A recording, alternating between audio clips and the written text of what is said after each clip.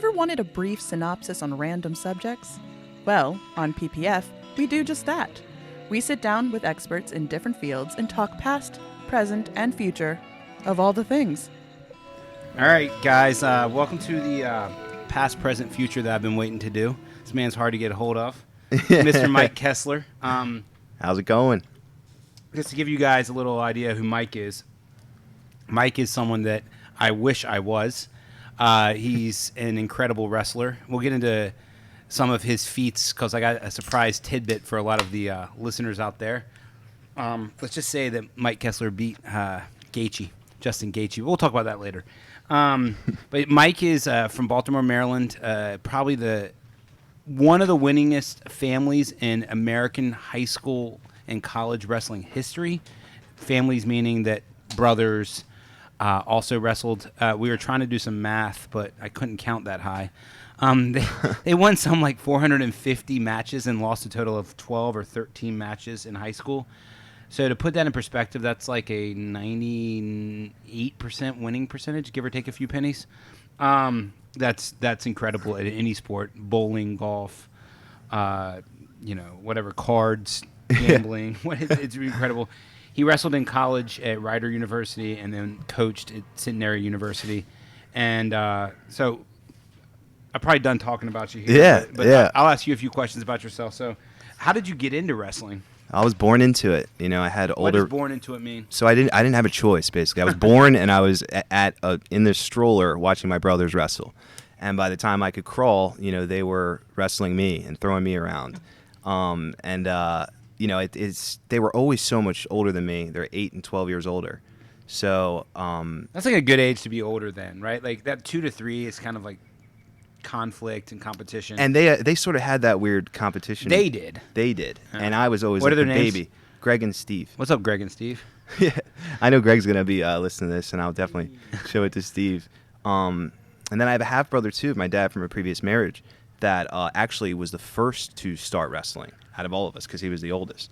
And then my full brother Greg saw him wrestling and was like, I want to do that. And then just like a chain reaction. Is Maryland big in wrestling? No, I mean it's tough and it's getting more competitive. It's not like Iowa or Oklahoma. No, and I guess the misconception with Iowa wrestling is you think the high school is really tough and competitive, right. But it's more the college, Iowa State. They get a lot of good wrestlers from Iowa, but they do a lot of recruiting out of Pennsylvania, which is the hotbed for wrestling. Pennsylvania, Ohio, New York is tough. Maryland, not too far off, so we're competitive, but the hotbed, probably the toughest. Were you wrestling states against Jersey. A lot of high school kids out of New York and Pennsylvania when when you were in high school? Like when I was in high school, my dad was big on traveling, taking us summertime wrestling makes winter champions. You see that on a lot of wrestling T-shirts. Yeah. And not just treating it as I can play lacrosse now, or it's baseball season. It's okay. It's springtime. What tournament's next? Or let me do freestyle. Right. And doing things in the off season. And those guys are always usually at the top of the podium. How many different styles did you wrestle? So I got into freestyle a little bit later. I got into freestyle in high school. There's a big tournament in Fargo, North Dakota, the Junior Nationals, Cadet Nationals. Freestyle's what they do in the Olympics? That's how they wrestle in the Olympics. We are the only country to wrestle the way we do in college. Collegiate. Wait, is that what we call it, collegiate wrestling? Collegiate, scholastic is another name for it, folk style Do you wrestling. know how we diverged like that? I mean, we're also like the only country that still uses like yards and inches and pounds and ounces. Right. But do you know how we diverged from that? I really don't know. I think it's just kind of always what we've done. And there's two schools of thought. Does this make us more competitive when we compete in other countries just with this style and this kind of, aggressive style? Because scholastic compared to folk style is a bit more aggressive. It's harder. You're working more. You're trying to get out from bottom, where in the bottom position in folk style or freestyle, you're trying to maintain and not get turned. Whereas you're got to get up. You got to break free. And it's a lot more tiring. So our conditioning compared to other countries at the Olympics is always superior. Like they know when they Russian wrestle an American, this guy's a goer and he's not going to stop. But where we fall short is these Russians are usually the toughest. Iran is another country that just dominates. Have you seen that new Netflix documentary about Russian athletes taking steroids?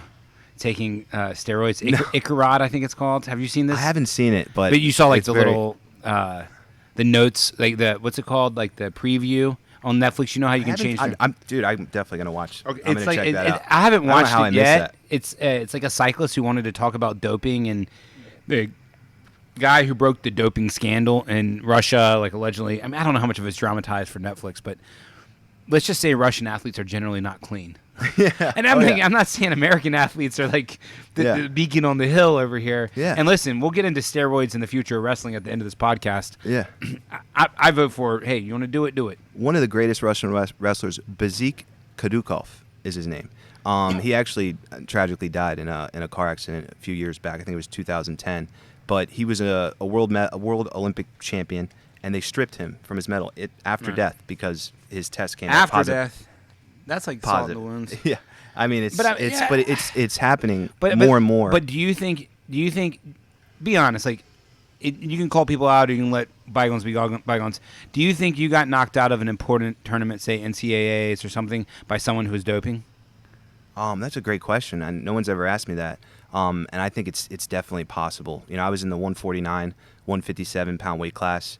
And some guys just did not feel human. They did. As Joe Rogan says, they don't pass the eye test. Yeah, exactly. You know, guys with acne all over their backs. Yeah. You know, and we actually got drug tested for steroids a few times a rider. I think really one time I did. Yeah. For like, because a lot of times when they test you in college, like I got tested one year, my first year of college football, I was being redshirted, and they tested us for like narcotics, but not steroids. Yeah. The steroid drug test is expensive. Both. They did both. So okay. There was always a random drug test that was for like street drugs that they'd get 3 guys a year, and everyone was always so nervous. Yeah. Smoking pot or, you know, doing something, and everyone was kind of, you know, that would happen 3 times a year. And then one year out of the 5 years I was a rider, there was a steroid test where it was a lot different. The guys would go into a room. Was it blood level? They'd pull their shirt up over their head and pee into like a bucket. I wasn't selected to take. So you're looking at the metabolites of the breakdown of testosterone in the urine. I guess what they're analyzing. I guess that was. I thought it was a blood test, but then again,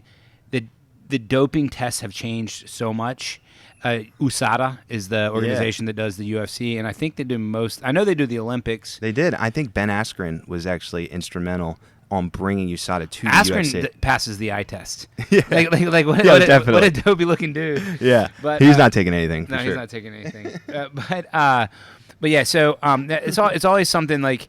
I definitely know that steroids were being used in college football, like 100%. Like, oh yeah, with my own eyes, I know it was being used in college football, and you just have to think about so much money being on the line. You know, like why the fuck would you not do it? Right.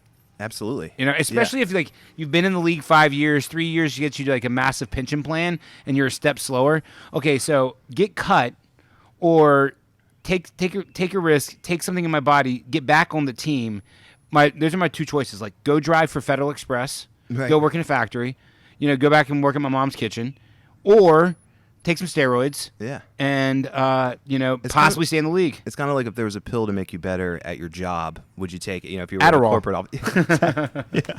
Cocaine. Exactly. Cocaine, and if you had access to it and you didn't have to get prescribed and it was just there, you know, or you had a buddy that, hey, I got some Adderall, you know, would you? Yeah. I mean, I have taken Adderall when I've had big projects. So it's like a carbon chain away from being heroin. So if you have an addictive personality, which I do, you have to be very careful. But right. Like if you're, I took it. Like we had this big website rebuild, and the last time I took it, this is like 10 or 12 years ago, and we were rebuilding 2 of our websites, and I had all this new code I had to learn, and I had to do all this new graphic design, and it was crazy. And I was like, you know what? I'll go, because I got diagnosed as a child with ADHD. And that doesn't shock anybody. Yeah. And back then it was like medicate. I'm a big believer in not medicating and actually just dealing with diet and exercise to maintain focus. Yeah. But I was like, fuck it. I have the right to go get a prescription, so I might as well go get it. So I got some Adderall, and I knocked that website out there. Like, this will take 6 months, like 2 weeks. It's like that movie Limitless. Yeah, exactly. You know, it just makes you better. Yeah, exactly. What is that? What's that guy's name? Bradley Cooper. Bradley Cooper. I like him as an actor. Right? He's good. He's good. Yeah. He's always He's also good. in Hangover, which you get bonus points. Classic. Yeah. But all right, so we really got off subject there, which is very typical. What is it? Interest surplus. Interest surplus. Yeah. Squirrel. Ding, ding, ding. All right, so let's talk about the history of wrestling. So this guy's history was he saw it, and this is my theory of wrestling, and I've never really heard anyone say this, but people ask like how long wrestling's been around. Well, it's been around since 1896, the Olympics or whatever in Athens, Greece. Yeah. No, man, fucking wrestling has been around since you know Lucy and the missing and the missing link between orangutans and apes. Yeah. Like you watching your brothers probably 100% dictated you wanting to do that. Absolutely. And like 100% it dictated how good you were. Just with them like fucking around with you when you're like 16 months old, like trying to keep you off balance and stuff. Some of the first moves I learned were ones that they taught me. And they said, Mike, do this. Or when you get out there, drop your level and just dive in at his legs. Keep your head up. Little things that they taught me as a very little, I'm talking 3 years old, 4 years old, that stuck with me. I was a youth wrestler. I was a pretty good youth wrestler. I took third in the state my first year ever wrestling. Junior league states at 50 pounds. And, I just got out of the gates quick, and I totally attribute that to them beating the piss out of me. Well, that's also like Gladwellian stuff, right? Like, it's a perfect storm for why you were, probably in your weight class at one point, top 200 in the world, would be fair to say, you had your brothers doing it, your father was driven, you practiced it, but like Gladwell says, like when you're good at something, you're more likely to continue. Right, that's true. And so I started off good, and my brothers were so good. Like I had such big shoes to fill. There was so much pressure on me. My first year of high school, my freshman year, there was this big write-up. Did they all go to the same? All the same high school. What's the name of it? Owings Mills High School. Shout out Guy, Owings Mills. Shout out Owings Mills. Shout out Guy Pritzker, head coach at Owings Mills. Is he still there? Coached all of us. No, he retired a few years back. But he's a legendary coach. Like if you say Pritzker, everyone. He has a knows. wrestling name. Gable Pritzker. And the funny thing is about Guy Pritzker, he was not the best wrestler, but what a motivator, what a coach. Right. What a guy, when you kind of look over in the corner and you see him there and he's behind you, you want to perform for. And he was just that kind of. There's like, whenever you look at great sports teams, the head coach is often not the brightest at, say, designing an offensive scheme or teaching you how to throw a pitch. That's like to build a good wrestler or UFC fighter or a football team, it takes multiple people. Yeah. And the head coach is usually like the alpha screaming and yelling. Yeah. But and I would say like the opposite is true too. Like the pro players don't make good coaches. Sports Illustrated did a good thing about that. Yeah, that's Sports Illustrated, like Bill Belichick was like a walk-on. Greg Popovich, like they actually went through sport by sport and like basically proved that the best coaches are undoubtedly people who did not compete at the sport. That's so true, especially on the high school level. Now, you look at college Division I wrestling, opposite. And I don't know why that is. All of the Division I college head coaches were All-Americans at the very least, multinational champs, Olympians, the top Division I coaches. And I think the sport's really incestual, though. Yeah. It's not like Bill Belichick where it's like, I've never done this, but I can play chess, with these people. Like, this guy's really fast and this guy's really strong and whatever. Like, I think in wrestling, that there has to be some level of know-how. Exactly. It's like, this guy's done it. I trust this guy because he's done it. I'll listen to what he says, and I'll be an All-American, or he'll be a national champion. When you were at, what was it, Centenary? Centenary, yeah. When you were there, did you wrestle the students? Yeah, my main thing and the main reason why the head coach hired me was he said, I want you on the mats with these guys. I was fresh out of college, in shape. I wanted to be on the mats. It was excited me. So you just beat the shit out of them? Yeah. we had a transfer from Edinburgh come in, D1, and he was big. He's actually one of my best friends now. Shout out Tim Lucky. But yeah, he came in and he was just strong as an ox. He actually came right out of jail. But we got him and picked him up. Good job, Tim. Tim, thanks, Mike. He comes in shaved head. He comes in shaved head, tattoos, just like, yeah, I want to wrestle, and we were like, oh, we'll find a place for you. He wrestled 197, but he was like my partner. 197 is like monster class. Yeah, and I was probably 175 at the time, and I used to have a good left ear, and after wrestling Tim every day, my left ear started to go as a coach, and I'm getting bruises, I'm getting sore, and I'm thinking like, man, I'm feeling like worse than I was competing. It was a grind. Who got the best of who? He knows this. We talk about it still, but I used to beat him up. But he did well. There'd be days. There's also a difference between a 24-year-old man and a 21-year-old man. That's true. Difference. And just being someone's coach, having that coach figure. Like I would also wait for him to get tired and be like, "All right, Tim, let's go." Yeah. Exactly. So it's like I had that advantage. It was like, and Tim, he's tired. No, okay, let's just keep training then. He'd be wrestling a full practice. I'd be on the sidelines. So we're gonna do 100 up downs, okay? Yeah, 100 burpees. Okay, you ready to take down drills? Yeah. But now Tim actually went into MMA, had a couple professional fights, was retired 2-0. But he MMA is a different grind. Yeah. Yeah, and I have a lot of respect for anybody that steps in the cage and put themselves out there like Yeah, that. that's tough. I mean, MMA is wrestlers. I think it was funny, right? Because if you look at the history of the UFC, it was just like Hoist Gracie comes in and taps out all these like great college and Olympic wrestlers, and then after about 6 months, just like anything, it evolved, and the wrestlers just learned the basic defenses, and Hoist Gracie never won again. And then you see today, there was a period, it was maybe 2 or 3 years ago, when Cain Velasquez was the heavyweight champ. Every weight class, and I think there's 8 weight classes in the UFC, was a white belt collegiate United States wrestler. Yeah. Every Yeah. weight class. And I don't remember, it was like Cain, Chris Weidman, Matt John Hughes, Jones, maybe. and then 170, who would have been 170? Either Robbie GSP Lawler maybe? or, no, GSP's Canadian. Robbie Lawler or... I forgot, but it was like literally Mighty Mouse was Demetrius Johnson was the 125, the 135, the 145. It was literally college wrestler, all white belts. Yeah. And now the sport, after they got the leg kick in there and they're really like tearing up legs, like the shins and knees, it's making it harder for wrestlers. So it's kind of going back to a little bit of striking, but it'd be the evolution. And now you have a good mix of striking. Striking is dominating wrestling again, Yeah. but wrestlers will figure out the leg kick. And they'll change their stance. They'll change how they enter. They'll stay further apart. They'll only close distance. They'll start working more off the cage. And watch, wrestlers will come back again. Like I've always said this, like it's the dominant sport in the UFC is wrestling. Oh, yeah. You know? I know a lot of guys transition pretty well. But you look at a guy like Gaethje, NCAA All-American, right? I've never seen the guy take a shot in a fight. I've never seen him wrestle in a fight, ever. Well, he's about to fight Khabib. He's I know, learn how to and we're wrestle. actually going to see it come out, Yeah. and that's what I'm really excited for. I mean, I don't know. Like Khabib gasses, and this is my calling is Justin finishes Khabib in the 4th.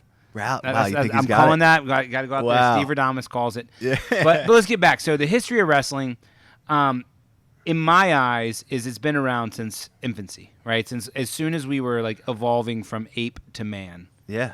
But do you have any idea when we like started scoring points and making it a contest? And I'm sure it's different from every culture, right? Like I've seen like Senegalese sand wrestling and Indian and sumo and all these different cultures have it. But do you know when America started it? Just curious. I know that Dan Hodge is probably one of the oldest, most celebrated like guys in the sport. And what year is that? That was like 1940.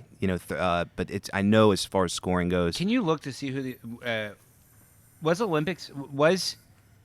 was wrestling an Olympic sport in 1896? I think that was the first. I think year. it was. Yeah, I definitely think it was. And Did Americans enter that? when they got rid of the Olympic wrestling a couple years ago, or they tried to at least, one of the main arguments was it's one of the oldest Olympic sports. How could you get rid of wrestling? Right. You're going to drop wrestling and keep badminton or one of these other you keep some of the silly sports you see in the Olympics nowadays and get rid of wrestling, one of the most purest, oldest sports in the Olympics. What is it about wrestling? Is it just like the alphaness? It's one person against one person's will.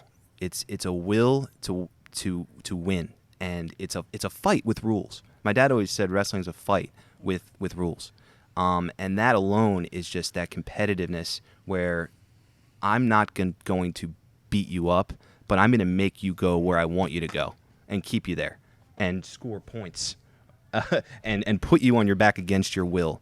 Well, I mean, you see like lion cubs doing it, right? And you see like, any mammal you name, you see some form of play fighting, especially if they're a predator.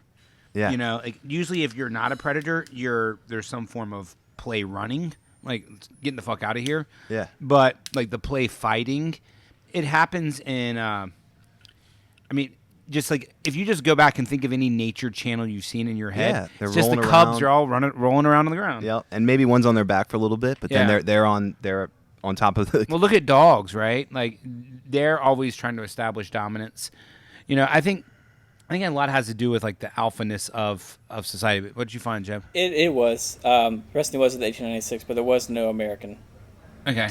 There So we go. who won the gold medal? What country was he from? Gold medal was Iran. Germany. Wow. Carl Schumann. Hey, shout out Carl. Shout out Carl Schumann. So I can definitely see how it would have been a more European sport, which obviously, if this is 1896, there was some form of sport wrestling prior to that. Like baseball was in the 1860s, I think, right after the Civil War, I think is when they were playing baseball. I'd be interested to know, can you look up the first year that known sport wrestling was taking place? I think it was, allegedly, the Greek gods wrestled. Yeah, naked. Yeah, we have a couple exactly. of statues in my house. Mike loves that. But no, we have a couple Greek statues, and I used to always think as a kid, like, why are they naked? Like, why would they wrestle naked? That But, sounds very uncomfortable. Yeah. Even back then, it's like, all right, let me not throw like whatever they wore back then on A jockstrap. Yeah, a grape leaf jockstrap. Yeah. And I just that's not something that I think would be fun. No. I feel like For me, it's like rash guard and spandex is like the go-to, so no one can grab your clothing. And now they're looking to get rid of that now, and I guess a lot of schools and people that want to come out for wrestling are kind of turned away by the singlet. Like, I'm not wearing that thing. I'll never wear that thing. Is the singlet still part of college sports wrestling? Yes, but you're seeing more schools like University of Maryland, Bloomsburg, Edinburgh with PA school that are wearing now tight Under Armour T-shirts, like jiu-jitsu. Yeah. What they would wear in a jiu-jitsu match guard, with their. So you're seeing that more and more. I think more schools are going to start to do it. You see a lot of inner city schools starting to do it in Baltimore because the last thing you look at culture and it's just like, I remember when I wrestled in high school, it was just like they would call you and say the word. I know it drives people crazy, but they call you a faggot. They look at that faggot. Yeah. And I'm like, dude, I'll whoop your ass. Right. But it's just like you're wearing like it's almost like a leotard. I guess that's what kind of like. And it's jacked up. Yeah. And I remember being called that. Like I went to pretty much an all black high school, and there's like 40 guys on the team, 50 guys on the team, and we would train in the gym, fall and winter, and they would. You would have to go run outside or whatever just to cut weight, and you would just be called names and made fun of and whatever. It never really got to me. I stopped wrestling because I liked football too much. Right. And I hated cutting weight, and I wasn't good enough to wrestle up. I wasn't a good enough wrestler. Yeah. But according to the Olympic sport, they saw cave drawings from 3000 BC, and they said it's like a Greek sport in 708 BC. And they said it was the oldest sport. Yeah, so it's the oldest sport in the world. Yeah. Yeah. Oldest sport. I was watching that gambling, like dice throwing, like throwing the bones, was a pretty old sport too. But I don't really know if that's a sport. That's kind of like a game of luck. We went to a national duels in Springfield, Illinois, where Abraham Lincoln's from. And one of the things they kept saying on the announcer, he was a wrestler? If you know, Abraham Lincoln was a wrestler, and he was tall, lanky, but he was pretty good. Freestyle. Yeah, he was wiry, as they'd say. But man, so it's been around forever. And I don't think it's evolved very much. Like if you look at the game of like baseball or football, like instant replay and the rule changes, and they're not talking. I saw like no more kickoffs. Like has the scoring system of collegiate or freestyle changed at all? Tremendously, and it has changed. It's changed. Well, it's over time, gradually. But each year, I remember at Ryder, there's a different rule we'd have to look out for, something new. But was it like dangerous position type rules, or was it scoring? It was scoring. It was stalling. If someone emphasis backs out, on the rule kind of thing. Emphasis on the rule. Yeah, that's a good way to put it. It was because something that was always changing. If you're up 6-4, just in the last 30 seconds of the match, run out of bounds 3 times, and the match is over. Right. Or sprawl out of bounds or whatever. They want to make it. What the officiators try to do is make it interesting for the crowd. And however they can manage a call to make that happen. You see it a lot with freestyle. If you back out, they're now giving a point in freestyle. Because it's more exciting when the guys are in the middle. So they want to encourage scrapping out. You look at it too. Like, look at all the rule changes in all the sports. It's offensive favoritism, right? Like, look at pass interference. Yeah. Look at no hand checking in the NBA. Look at smaller strike zones in the MLB. Look at juiced baseballs. Like, it's all about look at juiced human beings in Major League Baseball. It's all about how can we make this more exciting, more TV friendly? Yeah. And I don't think there's anything wrong with that.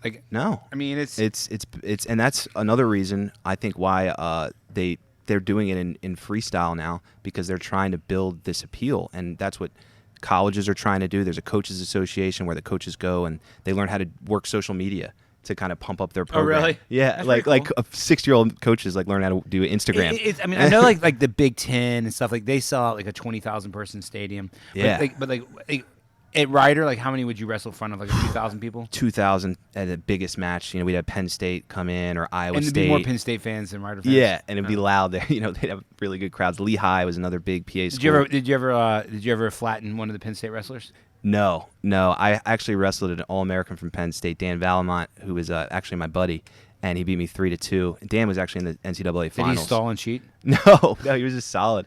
He was just a great wrestler. How did he beat you? He's 3-2? actually Dan's still wrestling 3-2 riding time point. So in college, another thing different than high school is there's riding time. Yeah. So you get a point if you ride a guy for a minute. Yeah. Or And you just couldn't get out.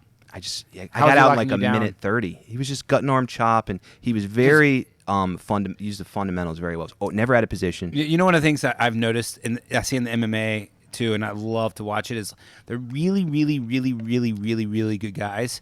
Make you work for it, and right after you're almost to get up, they chop it, and so it's just Right. like the first time you give all, and your muscles are still full of glucose, and then they chop you right when you're near the top, and then the next time it's just like slowly but surely they're breaking you down, like making you just do the maximum to exhaust yourself before they bring you back to earth. And mat return, boom, mat return, boom. Right. It make you stand all the way up. They're not fighting you when you're on the ground. They're making you drag them to the top, mat return. Oh yeah, wearing you out. It's just the strategy though. It's just Heavy on the head too. That was another thing in college wrestling. Part of the hardest transition from high school to college is hand fighting.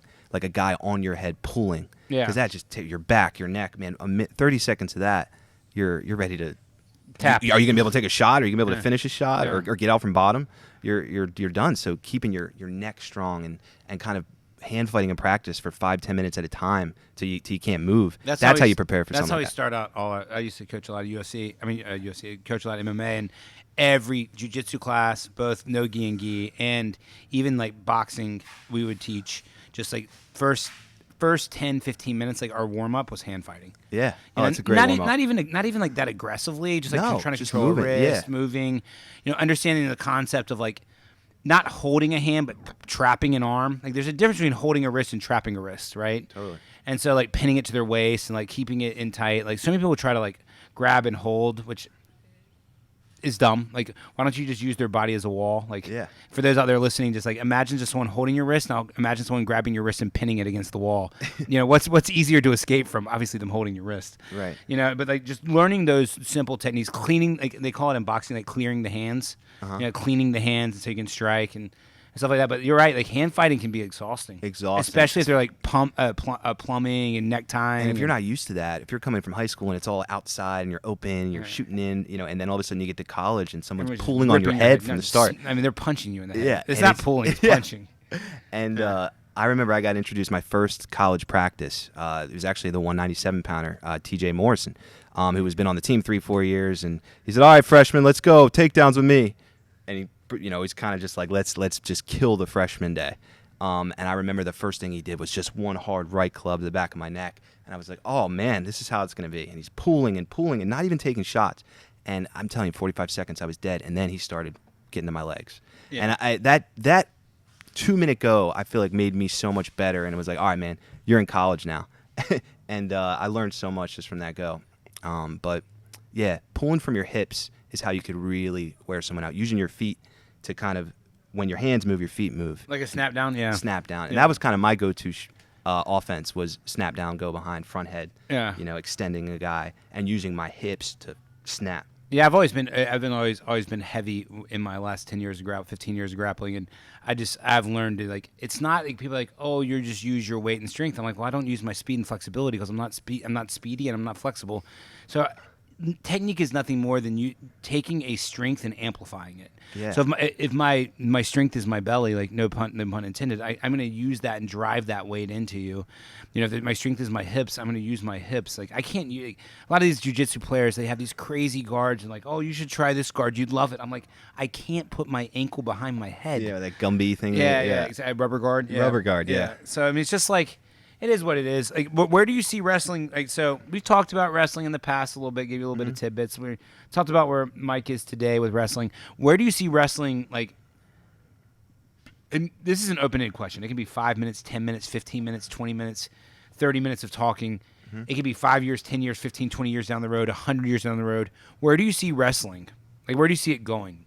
I see it continuing to evolve. I can see it's continuing to grow. Wrestling is growing. You see, I went to a high school match where. What do you mean by growing? Just more people more spectator. It's becoming more spectator friendly, which means that more people will participate as child. More people participating. It's kind of less looked at as gay for the leotard. And I think they're trying to bring more of that out with the t-shirts and shorts that you can now wear during matches. And it's just grow. The college coaches, Division I especially, are doing a great job through these coaching associations. I went to one in Fort Lauderdale. It was awesome.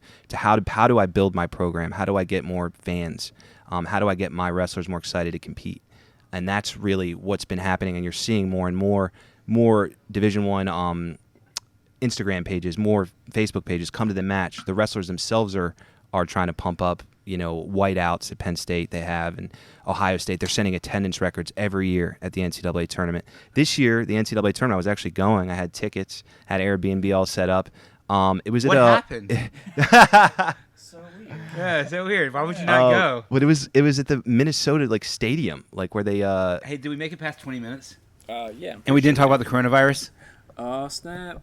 We're 30 minutes in. Yes! We We made it! I was like, I told minutes. Joe that there's no way we're talking about this shit, and it came up. Oh man! But go ahead. But yeah, it's the attendance numbers are continuing to grow. But is that YouTube just like videos? is that like coronavirus is like a abstract sample size, just like Big Ten schools, or is that like Central Florida is growing? No, well, yeah, certain schools like that just don't have programs with their club teams, but you're seeing it definitely from the Big 10, Big 12, and Division I level. But even D3, Centenary University, where I coached, we'd have 600 fans there. That's awesome. We were pumping it up. We were going. I remember as a coach, we were kind of going around the cafeteria saying, "You go in the match How tonight." many high school kids wrestle? Just curious. On average? Yeah, just Google it.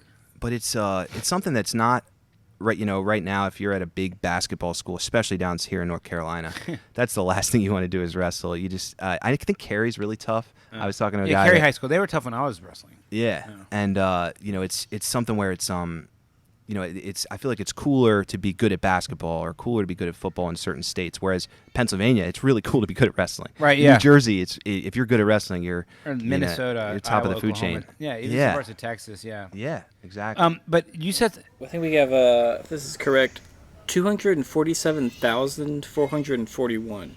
all right, 250,000 kids wrestled today in high school. But like, how many kids play soccer?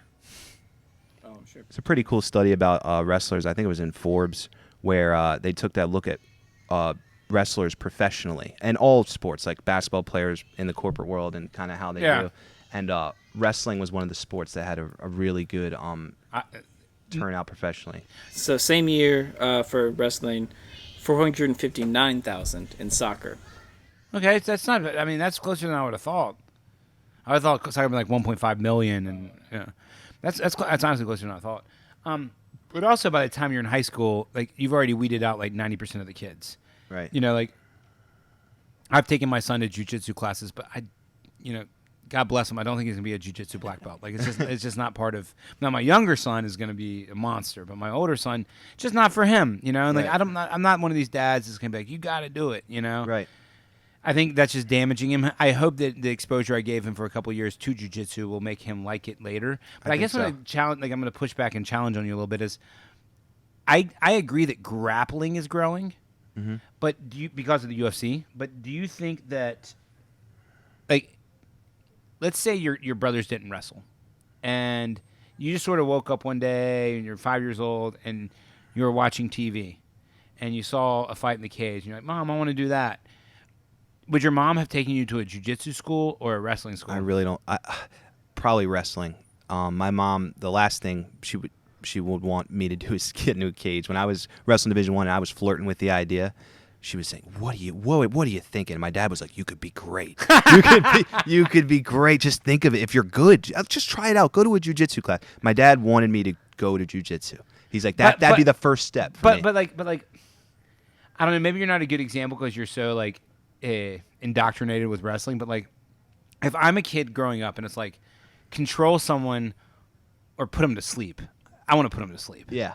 And I think to answer that question, what I'm I'd saying? want to probably do jiu-jitsu. Exactly. I'd want to do what they're doing on the UFC, not what I'd go see at the neighborhood high school. Yeah. You know, like Here's a guy with a ton of tattoos, no shirt on, beating the shit out of each other. Here's some guys in In a spandex, leotard. yeah, trying to hold each other down. with earmuffs on. What is that thing they're wearing on their head? Yeah.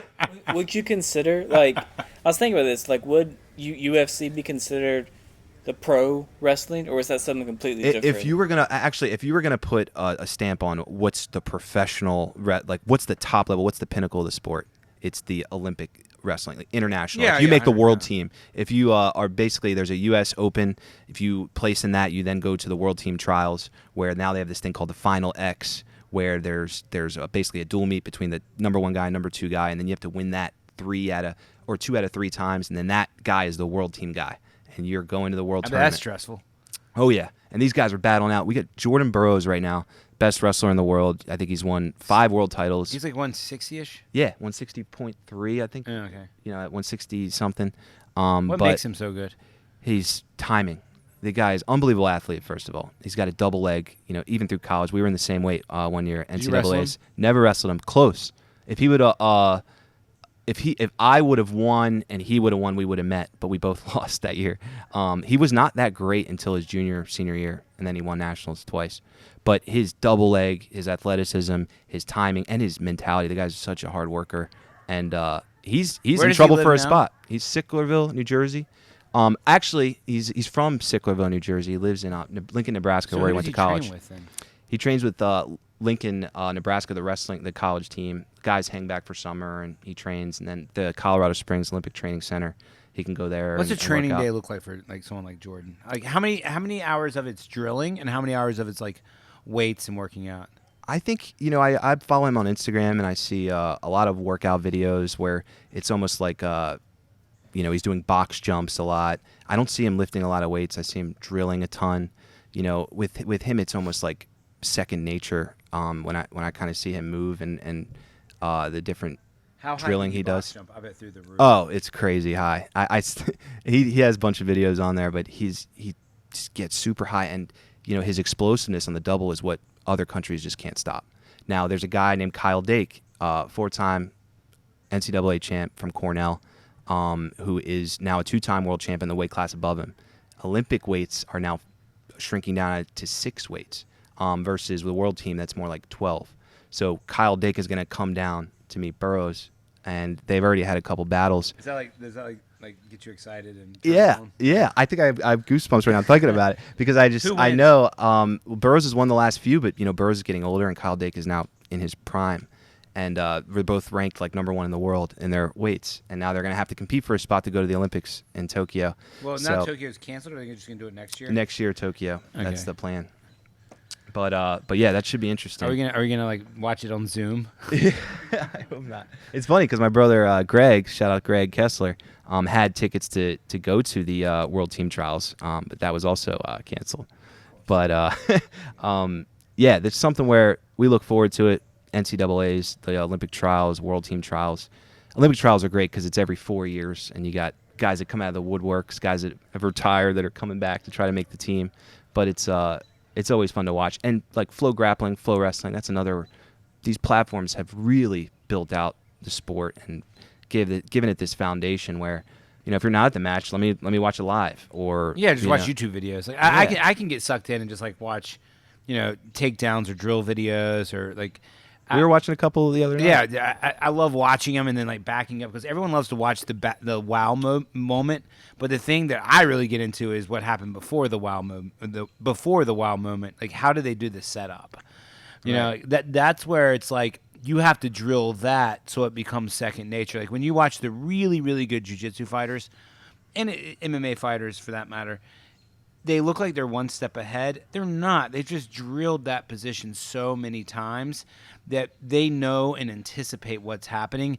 So it's like there's what they call chain wrestling, which is where like you don't drill a takedown, you drill a takedown, a stand-up, a mat return, stand-up, mat return, stand-up, mat return. Yeah. So you're just constantly building a chain. Most tiring drill, by the way, those chain wrestling drills. Yeah, I mean, those get you in shape. But that's just like in jiu-jitsu, it would be like literally like takedown, guard pass, mount, submission, escape, stand back up. Not, and you build to that experience. And I think that the evolution of training, where it's like you said, he's not lifting that much weights. He's really working on his explosivity. Yeah. He's really working on drilling so his body can react. Just like when a baseball player sees a baseball, he's not thinking hit the ball. He just reacts. Yeah. I think that's what's evolved the sport so quickly. Totally. And there's different training methods too. Like this guy Kyle Dake does this thing called functional patterns. And it's a training thing where he throws, like he says, when humans, they do 3 main things, and this is what you need to train. Throwing, I think pulling, and jumping. And definitely look this up, functional patterns. And this has been a program that he's basically adopted that he's saying changed his wrestling. And he's been killing everybody since he started doing this. I mean, it's not even close at the World Tournament. I think he tech-falled the guy in the finals. This is a guy that was like 10-0 or something? Yeah, 10-0 in freestyle, 15-0 in folk style. But I mean, it's unreal kind of how. But like tech falling the guy in the finals means that no one can do it. Like, no one can even like come close to you. Yeah. I mean, it was early too. It's like a first round knockout. Yeah, no. And world finals and functional patterns. I guess there's a bunch of YouTube videos with Kyle Dake talking about it. He tries to get sunlight. He doesn't wear shoes and walks on the grass. Weird things that he thinks gives him a little edge, and it's almost like science. But if he thinks, then it starts to do it. Oh yeah, that's half the battle. That's the placebo. There's placebo and nocebo. Like if you believe the negative, it's true. If you believe the positive, it's true. Like I do a lot of like mental training with my kids, like to build their self-confidence. Like my son loves to run. My youngest son, I'm like, tell me, like not joking around, and I'm sure be like, oh, you're raising an asshole. Well, fuck you. Like, say I'm the fastest. I'm faster than everyone. Say it now. Run. Believe. Yeah. You have to believe. You have to tell your muscles to twitch. Yeah. And you have to have that self-confidence. Yeah. I had an old football coach that when practice was getting hard, he's like, tell yourself you love it. You love it. And this is like true though. The Pop Warner League, and I mean, when I was in college, I used to think of this old coach telling me that, and I used to say, I love this. I love it. And that alone would get me through. Like telling myself, as I'm ready to die, I'm ready to keel over in the middle of practice, I can't breathe. It's 90 degrees in our wrestling room. I'm 10 pounds overweight still, but I still feel like I'm on weight. And I tell myself that, and I get like this second wind. Or maybe a song comes on that brings this nostalgic feeling. Pavlonian bell, where it's like they ring the Pavlov's dog or something. Yeah, no, it's the cows, I think. They ring a bell and the cows I've heard that. eat. Yeah. I mean, I don't know. It's just like you said, Kyle Dake, everywhere. Functional patterns, like he's all about it. He's all about this Yeah, training he's program. got so many videos about it. I'm gonna look that up. So it's throwing, jumping, and pulling. I think are the 3 main things. And he throws every day, and he does these pattern movements. It's almost like movements. Yeah. Like he does weird movements with his hips. One of the things that like the human body does, and this is where like people are getting away from weightlifting, is weightlifting is almost 2-dimensional, right? When fighting is 3-dimensional. Like there's the angle of how your muscle needs to be flexed is always constantly changing. So if you train just doing squats, it moves in one functional pattern, and the fibers. The theory is the fibers grow in a certain way. If you train it so that it's like, thinking of it in a 3-dimensional way where it's always changing its geographical positioning, then it can change its geographical positioning much better, much quicker, and much stronger. Yeah. And that's like what this guy's talking about. Like, I don't know what he's throwing, but it's probably something that's like... It's like a ball. It's almost like a medicine ball with uneven a rope. weight, so the weight changes with how close it is to his body, how far away it is to his body. So it has to engage every single muscle from a different angle. It's scientifically probably like kinesiologically. Kinesiologically, thanks, Sarah. But it's probably kinesiologically happening in his body. Totally. And another thing about him is before he really got on the scene, I mean, this was a 4-time NCAA champ in 4 different weight classes, the only wrestler to do that ever, Division I. He was having a lot of injuries. That again. He was 4-time champ, 4 different weight classes. 4 different weight classes. He was 141, 149, 157, 165, won NCAAs every year. I think he lost 4 matches in college. Now, a guy like that, you're thinking, oh, he's going to get right in the international scene and win a world title. That wasn't the case. He was getting injured. He was losing. He was not able to his body wasn't holding up. He was like, my body's breaking down. So that's what got him to functional patterns. What his diet is. He was saying he wasn't eating right. He was eating like McDoubles, and he was eating whatever he wanted in college, Oh, yeah. And he changed all that and got in on functional patterns, and the injury stopped.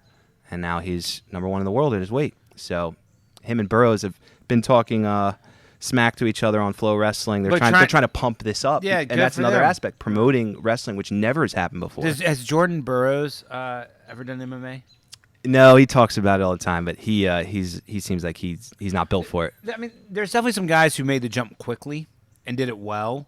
Yeah. But Usman's another guy, D2 national champ. Colby Covington, the guy he just Colby fought. Covington, yep. He brought JUCO wrestler, All-American at Oregon State. Yeah. All these guys were tough wrestlers. Even like Ferguson, I had no idea. A lot of the D2 wrestlers were kind of off my radar. But these guys that win the national titles in D2 are tough. And they get on the international circuit and sometimes do well. I know Usman tried, and he was almost made the team. And then he went to MMA. He looks so strong. Oh, yeah. There's not an ounce of fat on that. I heard a freaky thing about him is he never walks upstairs. Like, talking about how your body moves in a certain pattern, he never walks downstairs. He walks downstairs backwards. Or he walks downstairs. I don't know if this is true or not, so Usman, get on the show and tell me if it's true or not. And we'll figure out a way to talk shit at Covington that will get under his skin. We just make fun of Donald Trump; he'll get so mad. But he walks down the stairs backwards. It just Really? I guess like walking forwards puts pressure on your patella or your ACL. Maybe I don't know. I don't know the theory behind it. Yeah. But I started to feel that coming up the stairs the other day. I used to tape my knee up. I had always had knee injuries. Was fortunate enough to never break a bone or be out with injury. I wrestled every match every year of college, and I took a redshirt year. But I was always, my college coach would always say, no one's 100%. No one right now is not have a pulled groin. I just remember like the thing with football and wrestling and jiu-jitsu, dislocated fingers. Just dude. Yeah, I got sausage links for fingers. Yeah. You did too. We got so the same. that. Yeah, it's terrible. You get that a lot. It's terrible.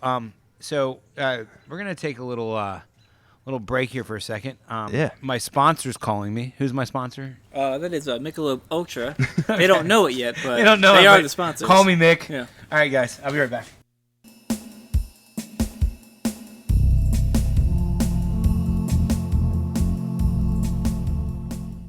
You're listening to PPF. Back to the show. An hour later, just talking. Meanwhile, I had a rep with me that was like falling asleep. We're like, hey, sorry, man. Let us finish this conversation now. Exactly. We back? Yeah. All right, so we're back live, guys. Michelob Ultra requires to offer me free beer and $10 million a year. I have to drink at least 3 per podcast. I was only at 2, so might as well get there to 3. It's a rough life, but you do it well, Steve. Someone's got to do it. Shout out to Michelob Ultra. How many calories is that? That's only 94 calories, but this is the 16 ounce, I believe, so it's more like probably like 115, 120. Yeah. But it helps me keep my girlish figure, so. It's doing a good job. The Michelob Ultra I had was good. And I'm drinking another beer now, and I'm kind of wishing I had a Michelob Ultra. He's drinking a Stella. I didn't even want to say that. It offends Michelob Ultra. Mick, I'm sorry. Mick, I'm sorry, but I think they're actually owned by the same company. Aren't they both Ambev? It could be. I'm not sure. I don't know if they're Ambev or not. Michelob is not Ambev, but Stella probably is. But anyways, all right, guys. So we're back. So let's just go in there. Wrestling, you think is going to grow in the short term? Where do you think it's going to go in the long term? Like, for example, do you think they're going to have a league of wrestling where it's ever like 2-on-1? Yeah, I think that's you see that more and more with some type of Russian league. I've seen MMA fight teams. 15 on 15. Those are crazy. But no, I could never see that. I feel like the beauty of wrestling is that it's 1-on-1. And what about wrestling robots? That could be possible. Someone builds their own robot and like can puts them out there. And or what about like totally singularity? Like singularities where human and technology mix. So like cyborg. Yeah, well, I mean, like they say we're already there, right? Like with the cell phones in our hands so much, it's just not attached. Yeah. Or like you go into like a bot with like arms, like and that could be. Dude, I could totally see that happening. I can see that's happening 100%. Like, but when does it happen? I don't know. Yeah, I've seen that they have the exoskeletons for like the U.S. military, where the exoskeleton helps them lift like 5,000 pounds or just some absurd amount of weight. But they're making these like robotic soldiers. I think like, if you ask me where it would go, I would say, there's always drugs and cheating, and I think that I think sports just have to come to terms with that it's okay not to be clean and just be like, listen, you want to you want to, do steroids, go do it. And Right. if you don't want to do it, sorry.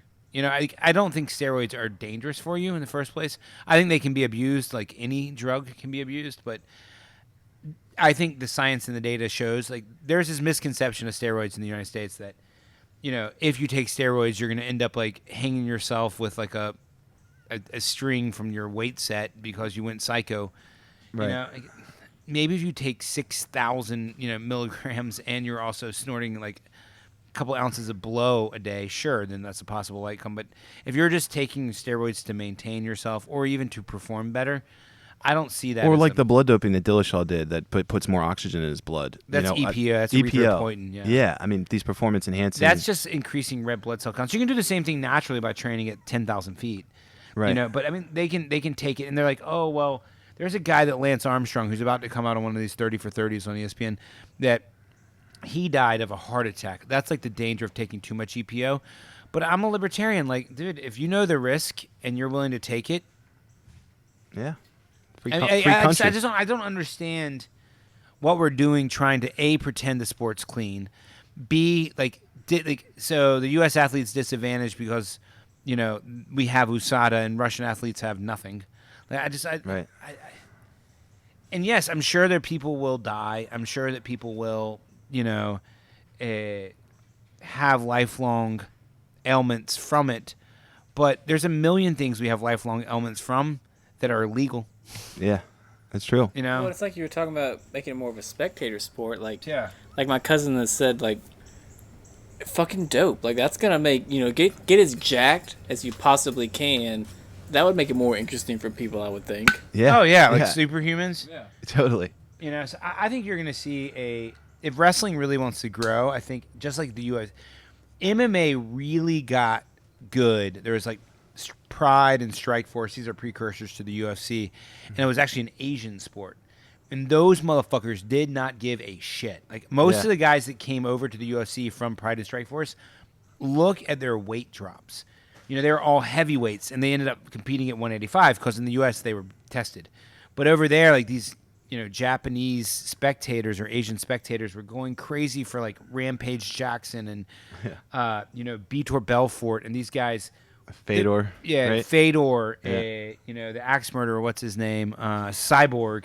Yeah. And they're literally like 265 pounds, and then they come to the UFC and compete at 205. Hey guys, not calling anyone out here, but there's only one way to drop 60 pounds of muscle.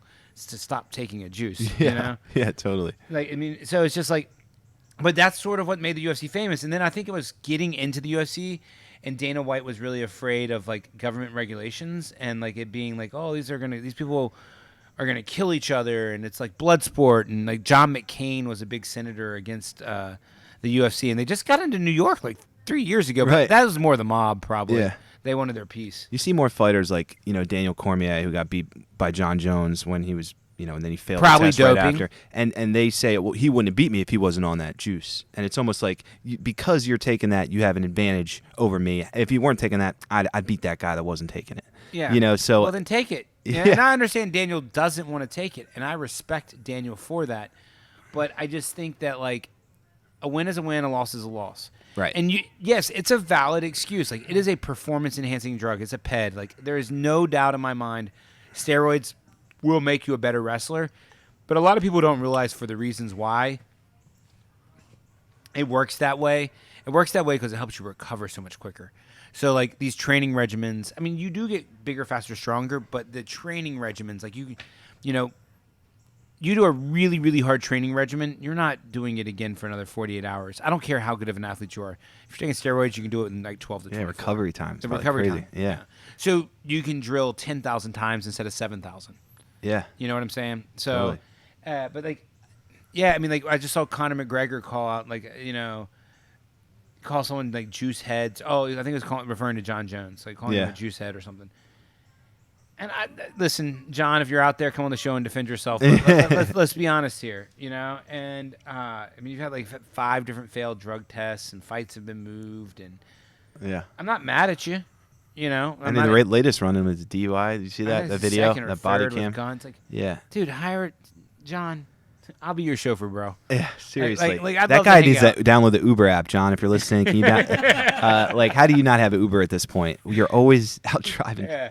And I mean, it's crazy to me, but like that would be my guess. Like if I had to say, like in the next, I think we're gonna go to some form of robotic fighting, whether it's like exoskeleton or it's just like two people with, like battle bots, like or it's people with like human robots and they go into a cage. There's a movie. Real Steel. Yeah, with like the kid and the dad. What was the actor's name? Hugh Jackman. Hugh Jackman. Yeah. Yeah, But I mean, I think that could be real. definitely. I can see that happening in the future. But yeah, it's just I don't know. What do you think is going to happen with the coronavirus and wrestling practice and stuff? Well, I know they're pushed back. I think Fargo, with that national tournament in North Dakota, with its cadet nationals, junior nationals, is now canceled. What month was it it's supposed to be? July, I think. They've already canceled. They've already canceled it, and it's like shocked the wrestling world. I'm in all these Facebook wrestling groups, and it's like, can you believe they canceled it? It's 2 months away. What do you think? I think it's BS, man. I don't understand it. I don't know why they would cancel it. I mean, obviously I know why, but I just think it's silly at this point.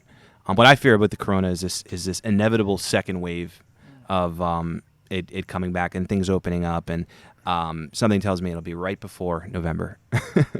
Well, I think like when you look at it, like a lot of them people want to compare this to the Spanish flu, right? Because that's the last big epidemic, and it's the scariest. Like, there's been other pandemics and epidemics. There was like a Hong Kong virus in the 80s. There was one in the 60s. There was killing like millions of people around the globe. There's the swine flu in 2009, but the Spanish flu, like was decimating. The other one is the bubonic plague, right? That was the 1600s. Fact check me on that. That was like a third of Europe died. Right. Do you think they socially distance for that? I don't think they fucking know what's going on. How about Japan? Did you see the numbers in Japan? Yeah, but How do you? What's happening there? Okay, all right, so I think that I've seen how the media is just like the media constantly wants to scare you, and Yes. and so I think that it's also the oldest population in the world. So like the average age of Japan is, you can fact check me on this, is the oldest. Like Italy is like the third or fourth oldest, and they got creamed in the very beginning, and I got some theories on that too. But I think they just eat really healthy diets. And they're like, oh, they're just not testing enough. They're underreporting. I love when you give a fact to someone who doesn't agree with what the fact, I guess, is not reporting, but what the fact is like suggesting. Yeah. And they're like, misinformation. And you're like, listen, just because it goes against your narrative doesn't mean it's misinformation. Right. Yeah. Yeah. And all the fact checks that don't. Go ahead. No, I was just saying, the Black Plague, bubonic plagues, 1340s, Okay. China, India, Persia, Syria, And Egypt. it killed it was like devastating. I haven't actually gotten to that part yet. Look up death rate bubonic plague. I mean, look up death rate. This is something I want to do on the air. Look up death rate, Spanish flu, estimated death rate, but also give me the population size of the United States. So population, not global, population, U.S. death. One at a time. Death rate, Spanish flu. And then also, here's my phone if your battery runs out. First wave, let's see. I got one too. But the point I wanted to get to was, ciao, gracias.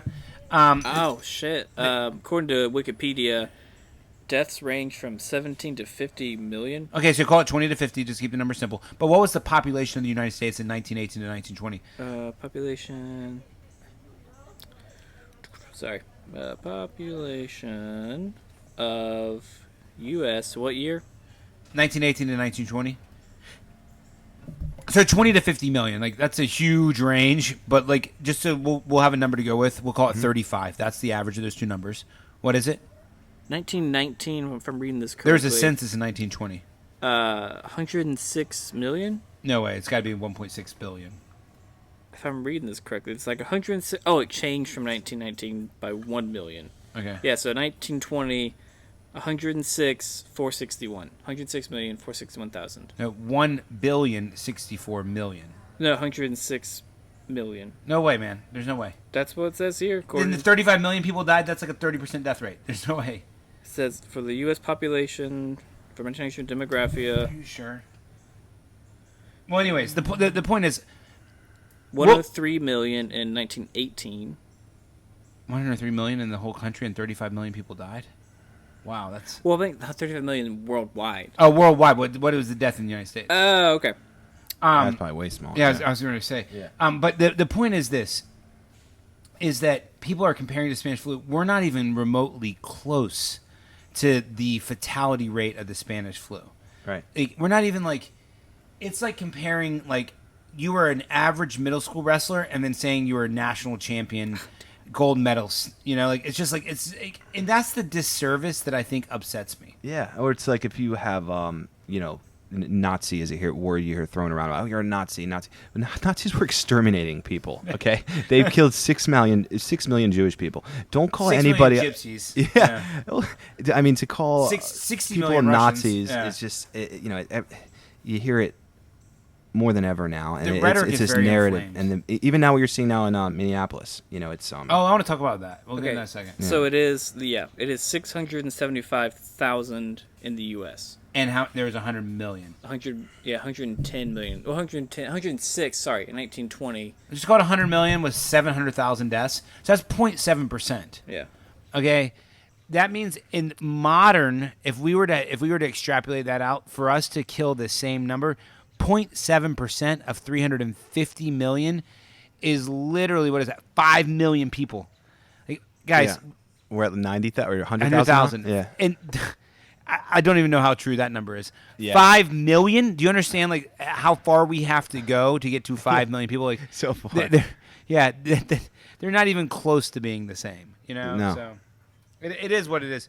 But you were saying something that I think is just sad, and I think this is where like sports can help out. Like I learned how to deal with different cultures and different people through a litany of exposures as a child.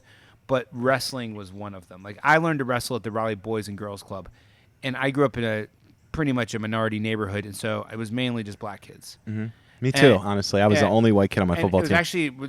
it's actually not too far from here where I learned to wrestle. I was like 7, 8, That's 9, awesome. 10. Yeah, it was fun. And I'd go down there Tuesdays and Thursdays, and I there might have been one other white kid on the team, you Yeah. know, and so like, How many kids do you think were there total? 25, 35, and that was like maybe like 5 to 10.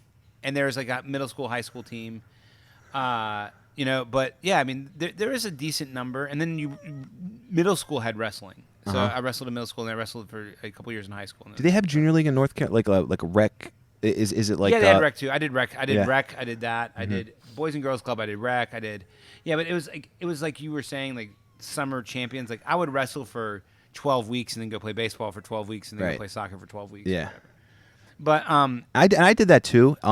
But it's like the guys that were usually the guys you didn't want to wrestle. Like, oh, he's in my bracket. Those were the guys that weren't playing baseball. Even at a young age, their dads were taking them across the country. I mean, I think a Tulsa, lot of Oklahoma. dads are living. No offense, Mr. Kessler, but like I think a lot of dads are living vicariously through their children sometimes. Oh yeah, You know, Yeah. and that's not a bad thing. Like my 4-year-old, I am so gonna live vicariously through him. You know, and my 8-year-old, who I love to death. I hope I live have a vicariously- boy so I could live vicariously Yeah, through him. I live vicariously through both my children, like Yeah. for different reasons. And my 4-year-old is going to be a wrestler. You have 2 boys, right? Yeah. You must have done something right to get 2 boys. Yeah. I mean, And that's I got that's the both dream. spectrums. I got the guy who wants to be a rock star, like my oldest, and I got That's great. Yeah, I know, right? I'm like, this guy's gonna have adrenaline. Oh my god, he's gonna be playing instruments, and the other wants to be a UFC fighter. Like, stays awake till like 1 Oh, o'clock in the man. morning, falling asleep on my lap every UFC event. That's awesome. But yeah, so like, I'm very blessed with that. But yeah, so growing up, like, and I wanted to talk about this. And can you look up the gentleman's name who just passed away? Who was murdered? George Floyd. George Floyd. Oh, that. Yeah. A couple of things that's really, really interesting. So I grew up in a minority as a minority in school, in wrestling practice, in football practice, and then I went to a pretty much all-white college. And I didn't really experience racism. I didn't really understand what racism was. I don't even know where you went to school. Where'd you go to I school? went to Enloe High School here, and then went to Appalachian State for undergraduate, App State. and Yeah, then you went to told me- you Chapel did for law tell me school. that. Yep. But like, I remember when I got there being called a wigger, and because I had so many black characteristics that were basically like how I wore my clothes, how I talked, earrings, and I did like, and they would say it like derogatorily, jokingly to me, and I didn't understand. Like I didn't understand. Like, first of all, that's not who I thought I was. I just sort of saw myself as Steven. Yeah. You know, That's just who you were. You weren't trying to be. You weren't trying to be anybody. And most of my friends were black kids. Not all, but most of them were. Yeah. And a lot of my girlfriends were. And, you know, it's just like, to me, it's just like, I don't know. It was just so shocking. And then I go to college, live that experience, go to Boston, live that experience, and then go to Chapel Hill Law School, and then move to Latin America, where they see race completely different than we do. Like, there's no political correctness. And there's systemic racism, but it's more systemic social classism. So if you got money in Latin America, it doesn't matter what your skin color is, you're paid. If you don't have money in Latin America, whether it's white, brown, green, purple, or orange, you're just socially stigmatized. Yeah. In the United States, you're stigmatized for social reasons, meaning money, but you're in education, but you're also socially stigmatized on your skin color. Yeah. And I don't know if it's because how we ended slavery that there's that hangover.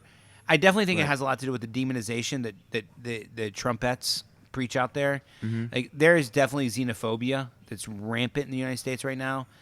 We had one of our posts go viral on the news media, and like the number of people who are like, looks like you got the immigrant population working. How many of them are legal? You know, like just like saying this on like a public forum. Like, and I just want to get on the post and be like, bro, meet me outside at 5 p.m. We'll resolve this real quick. First of all, you are definitely not more libertarian than me, and second of all, I'll just whoop your ass. Yeah, either one. You know, because anyone attack on anyone at my facility is an attack on me. Absolutely. You know, and I don't care what your skin color is. And I don't care what language you speak, and I don't care like what gender you associate yourself with. Like, if you want to come in here and be part of my team, let's play ball. Yeah. You don't want to be part of my team and be part of the competitions team? That's fine too. Right. But I'm here building a team of people who want to be accepted, and that's how I grew up. Absolutely. You know, and like, explain a little bit like your relationship with, I guess, like minorities or blacks or Hispanics or people of different. In the United States, like I said, it's like weird. Like social class is part of it. It's interesting what you said about Latin America. You have no idea. Like, you know, other countries still have slavery. You know, so it's like, even in Africa, they're slaves right now. And it's like United States, we don't have slavery anymore. And it's been gone for a while. But my relationship, I grew up similar to you, only white kid in my elementary, middle school. When I got to high school, it was like 50-50. But all my friends were black in elementary school. The kids you wrestled with? Kids I wrestled with. I traveled about 20 minutes to get to practice, and it was both. And now my high school is 90% black and 10% white. And I'm probably being generous here. I'm probably more like 95% black. But do they do busing in Baltimore, like forced segregation? I mean, forced integration, not segregation? No. Not to my knowledge. So like, they draw a line, and if it's a black neighborhood, it's a black neighborhood. Yeah. I don't think that carries any weight. But what's the I don't know how you ask this. What's the rate of like minorities in wrestling, like collegiate level? That's another good question. Obviously Jordan Burroughs, the face of wrestling right now, is black. You're seeing more and more black wrestlers starting and being really good in high school. I think because of guys like Jordan Burroughs. I mean, it's the same thing like Dr. Huxtable, right? Like, a black kid never thought he could be a doctor until Bill Cosby came along. Right. You know, and God bless him, that guy's in jail right now. And we've had black Olympic champs, like Kenny Monday was, I think, the first black Olympic champ. Cormier was a silver medalist. Yep, Cormier. Monday silver medals? No, that was Yoel Romero. Yep, Yoel Romero from Cuba, who actually beat Cael Sanderson, is probably one of the best American wrestlers of all time. Yoel Romero, great wrestler, but his last fight pissed me off. But don't get off subject. Let's stay on the topic that I'm sure everyone's like, waiting to hear us say something that's really controversial. Don't worry, I'll say it. But no, I mean, one of my best friends going to be in my wedding is half black. My roommate in college, and it's just so funny because it's just like I go to a predominantly white college. And Rider University. Is it private school? Private, yeah. Right in between Trenton Catholic and or Princeton. Jesuit or something? No, it's not. It's not affiliated with religion? No, not affiliated with religion. But it was just funny. Like, of all people I got room with was a guy from Wilmington, Delaware, Mike Miller. Shout out Mike Miller. My bonded immediately. We just kind of knew. Like, I saw he had Martin. A wrestler? Yeah, he was second at Beast of the East, which is one of the toughest high school tournaments in the country. Delaware state champ. He won like the Dave Schultz Award for the state of Delaware. I mean, he was coming out like a blue chip freshman. And we were, and I'm from Maryland. He's from Delaware, and we're going to school in New Jersey. And I saw he had Martin Lawrence DVDs with him. I'm like, oh shit, you watch Martin, like the sitcom? We had VHS in college. It's so funny. Mike's younger than me. I was like, oh shit, you watch Martin too? And we from that moment we kind of bonded, and we had a really good relationship. Black humor is the best humor. Oh, dude, hands down. But I remember us going to frat parties and people saying, get that N-word out of here. Yeah. And all of a sudden we're in a brawl. We're in a fist fight with a fraternity right in their house fighting. It's like, it's so. I had the same experience in college, and it was just so shocking to me, that because like how I grew up, so in North Carolina in Wake County they have something called magnet schools. So the 1973 Mecklenburg County busing was because what happened is it was the 1964 Brown versus Board of Education. I think it was 64, but they basically said you can't tell black kids and white kids they can't have the same access to public goods, right? The public good is a school funded by public dollars. But what obviously people did in Alabama and North Carolina is they just drew lines. They said, okay, we'll draw the public school lines. And they draw a line around a black neighborhood and draw a line around a white neighborhood. Well, in 1973-74, there's a Mecklenburg County busing, which is Charlotte, which is also North Carolina. And they basically sort of started to force this idea of integration. And so in Wake County, they were being pretty progressive, and we're like, well, what happens when we put a lot of resources in the traditional black high schools, and then the white kids will want to come here, right? And so they called those magnet schools. So I went to a middle school, Deer Park Middle Magnet School was the name of my school. So I went to Wiley Elementary, and then Ligon, and then Enloe, and Ligon was the black high school in like the 1930s in Raleigh, North Carolina. And Enloe was a black high school, and so when I got there, they're in the black neighborhoods, and it just like it was never not my reality. And then when I get to like Western North Carolina, outside of the city, is just like white. Yeah, it's like white, hickory, like that. Yeah, sounds. Just white. Yeah, and there's nothing wrong with that. Like I'm. Like, oh, you don't like white people. I'm like, dude, I'm a fucking white dude. Like, how do I not like white people? Like I like everybody, but I hate dickheads. Right. And so it's just like when I get to Appalachian State, I remember I was a off-campus senator, and we were having a meeting with the members of the government. I swear to God, this is a true story. And they were like trying to figure out a way to increase the diversity. Like Appalachian State was like 98% white. And the football team and the track team and the basketball team was pretty much all black. The 1%. Yeah. And they were talking about how to do it. And there's a black kid who stood there. He's like, black people ain't ever coming here. They hate the cold. And we all got a good laugh from him, right. But it's just like what he was really saying was black people don't feel comfortable here. Not because of the cold weather, but because there's no other black people here. Right. They'd rather go to Howard or Shaw or one of these black, and right. You can't blame them. No. Like it just like you don't see white kids clamoring to go to Howard or Shaw. Their black kids aren't clamoring to go to Appalachian State, and I think there's a reason for that. They don't feel comfortable, and they don't feel comfortable because we don't know each other. And what we do know about each other, we learn from fucking TV and these TV shows like Cops, where it's just like a black dude with dreads is doing something stupid. There's also a white dude with no teeth smoking fucking crystal meth, but we don't get mad at those guys. Right. But it's just like, it's so unfortunate, man. Like, there's like our cultures have so much to offer one another, but we're so terrified of one another because of how we treated each other. And listen, I do not blame black people at all for being afraid from the cops. No, I don't either. Dude, not at all. Like all this bullshit like, oh, we just need to change our policing. We need to get better officers. No, we don't.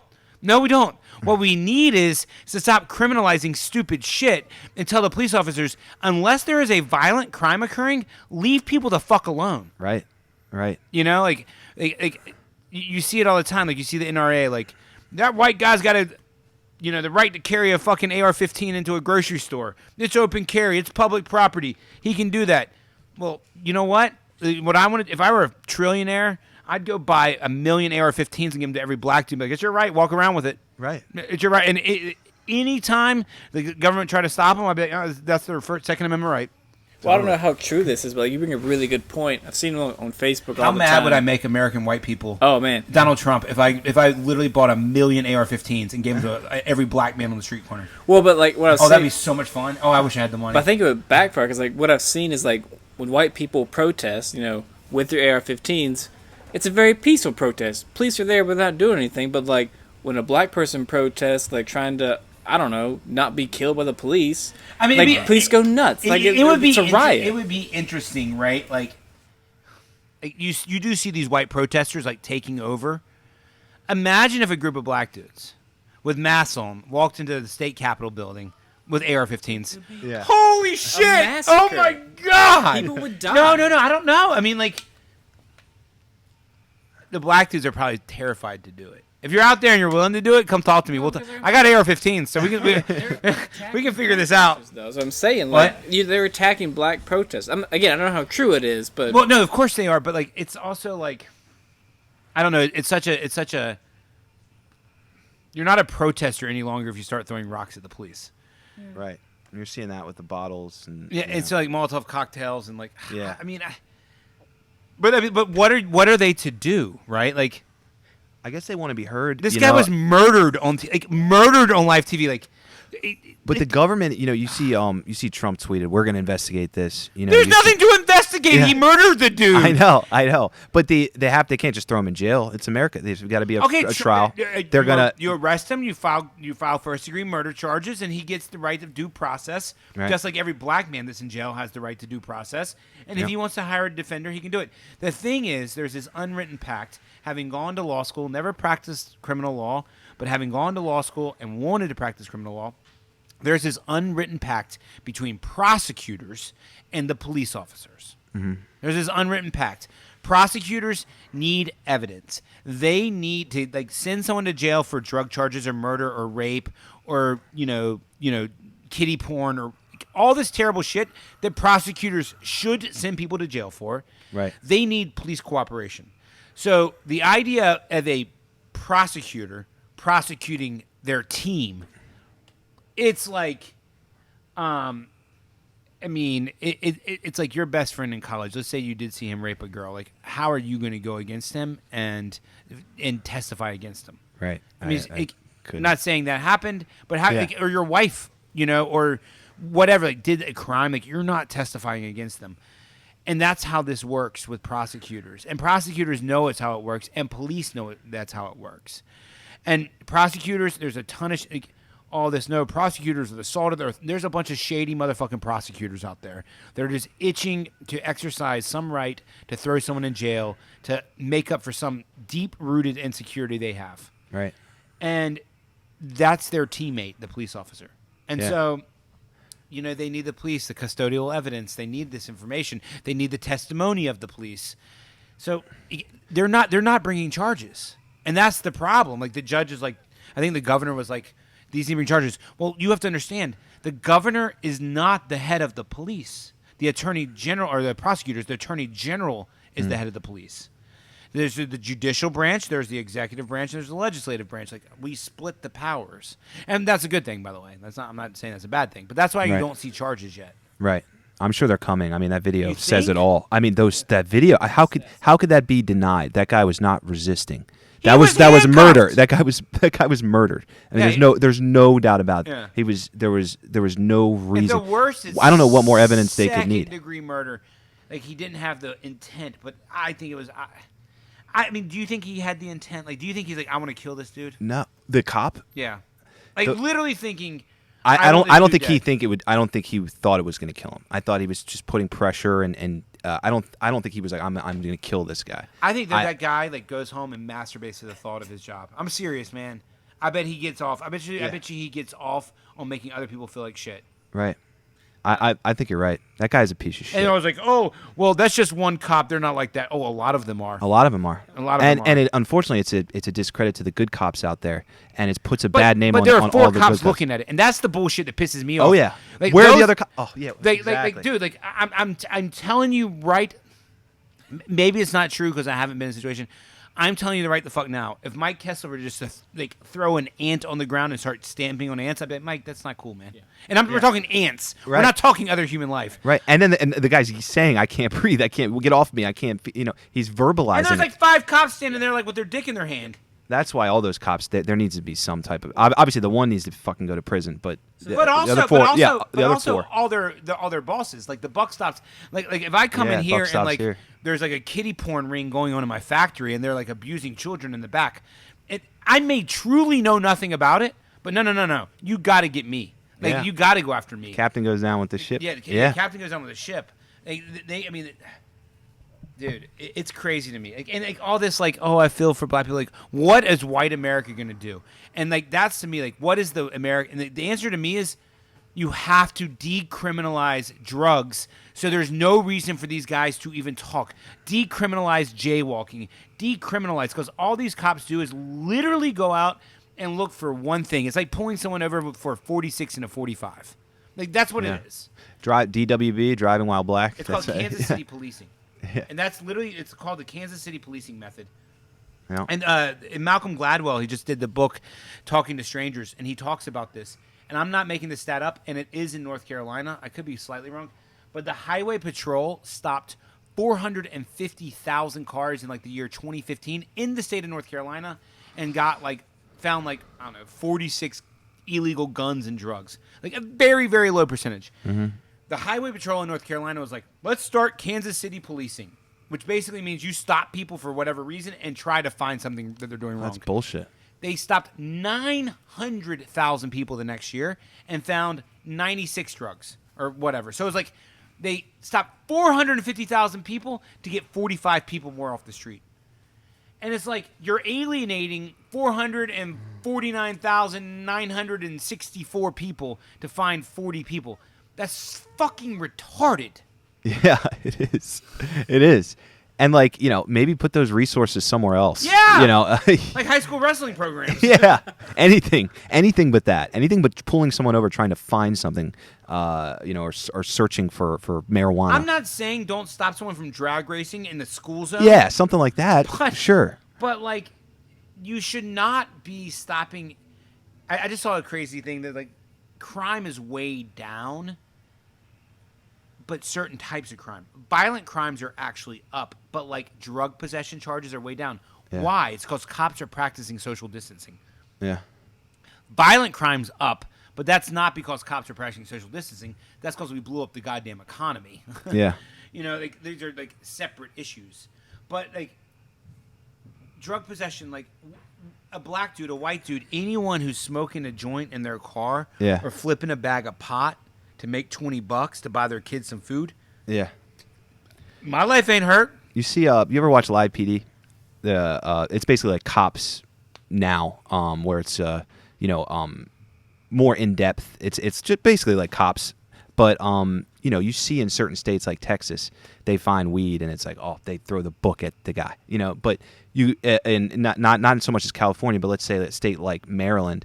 They pull over weed, he just got a little bit of weed on him. I'll let him go, And it's certain states really crack down on possession, especially Texas. Like when they go to, I forget this town in Texas they go to on Live PD, but we see this one cop, and me and my fiance are watching, oh, this fucker, he's gonna get this person for weed, and sure enough, he's always busting people for weed, and it's just well.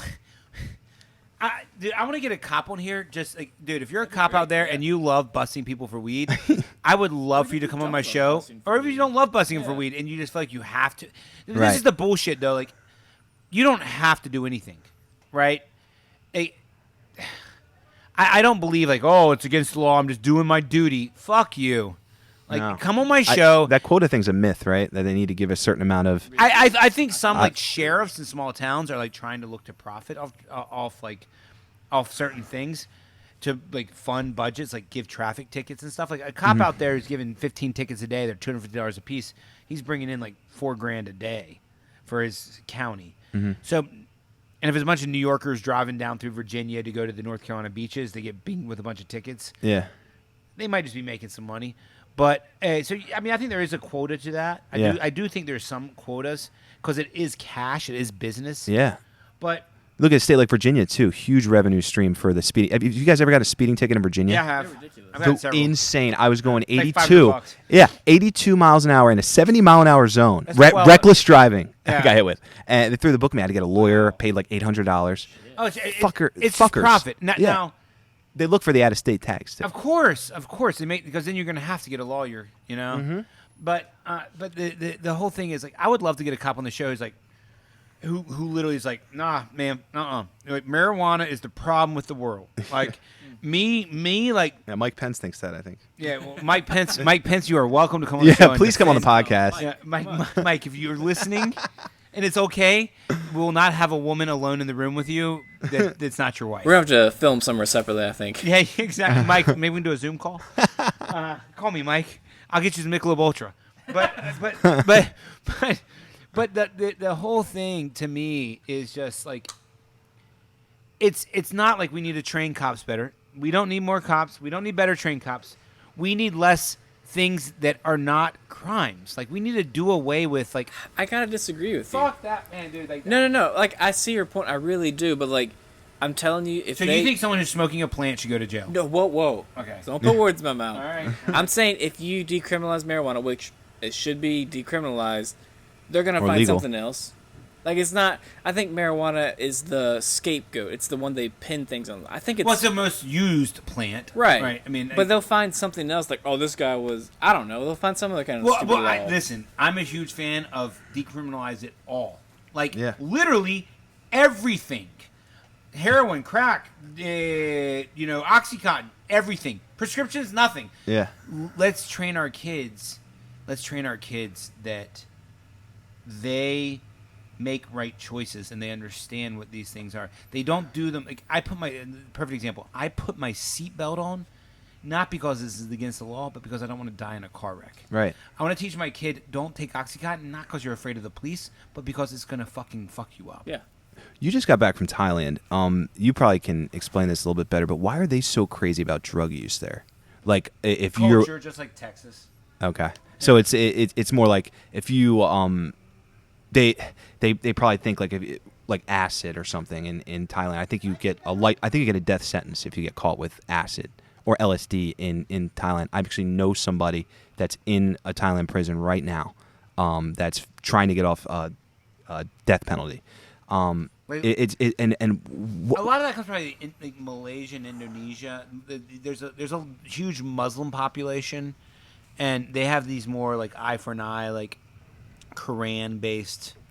Well, we do too, the Bible based, like Sharia law or whatever. Sharia law. Sharia law, yeah. But I think that's part of it. I think a lot of it has to do with like, I don't know if you remember, 2 months ago. We made a huge deal about the coronavirus, and then everyone else made a huge deal about it.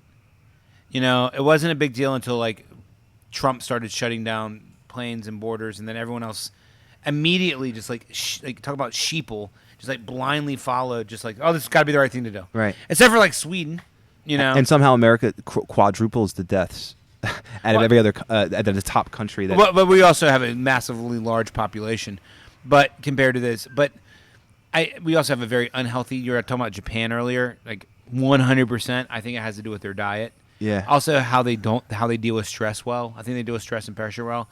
I think that we're just like basically like fighting off a disease mentally and like stressing and like going into fight or flight and exhausting your adrenal gland before the disease actually comes is like blowing your nut before you're trying to impregnate a girl. Yeah. It's like you're just like.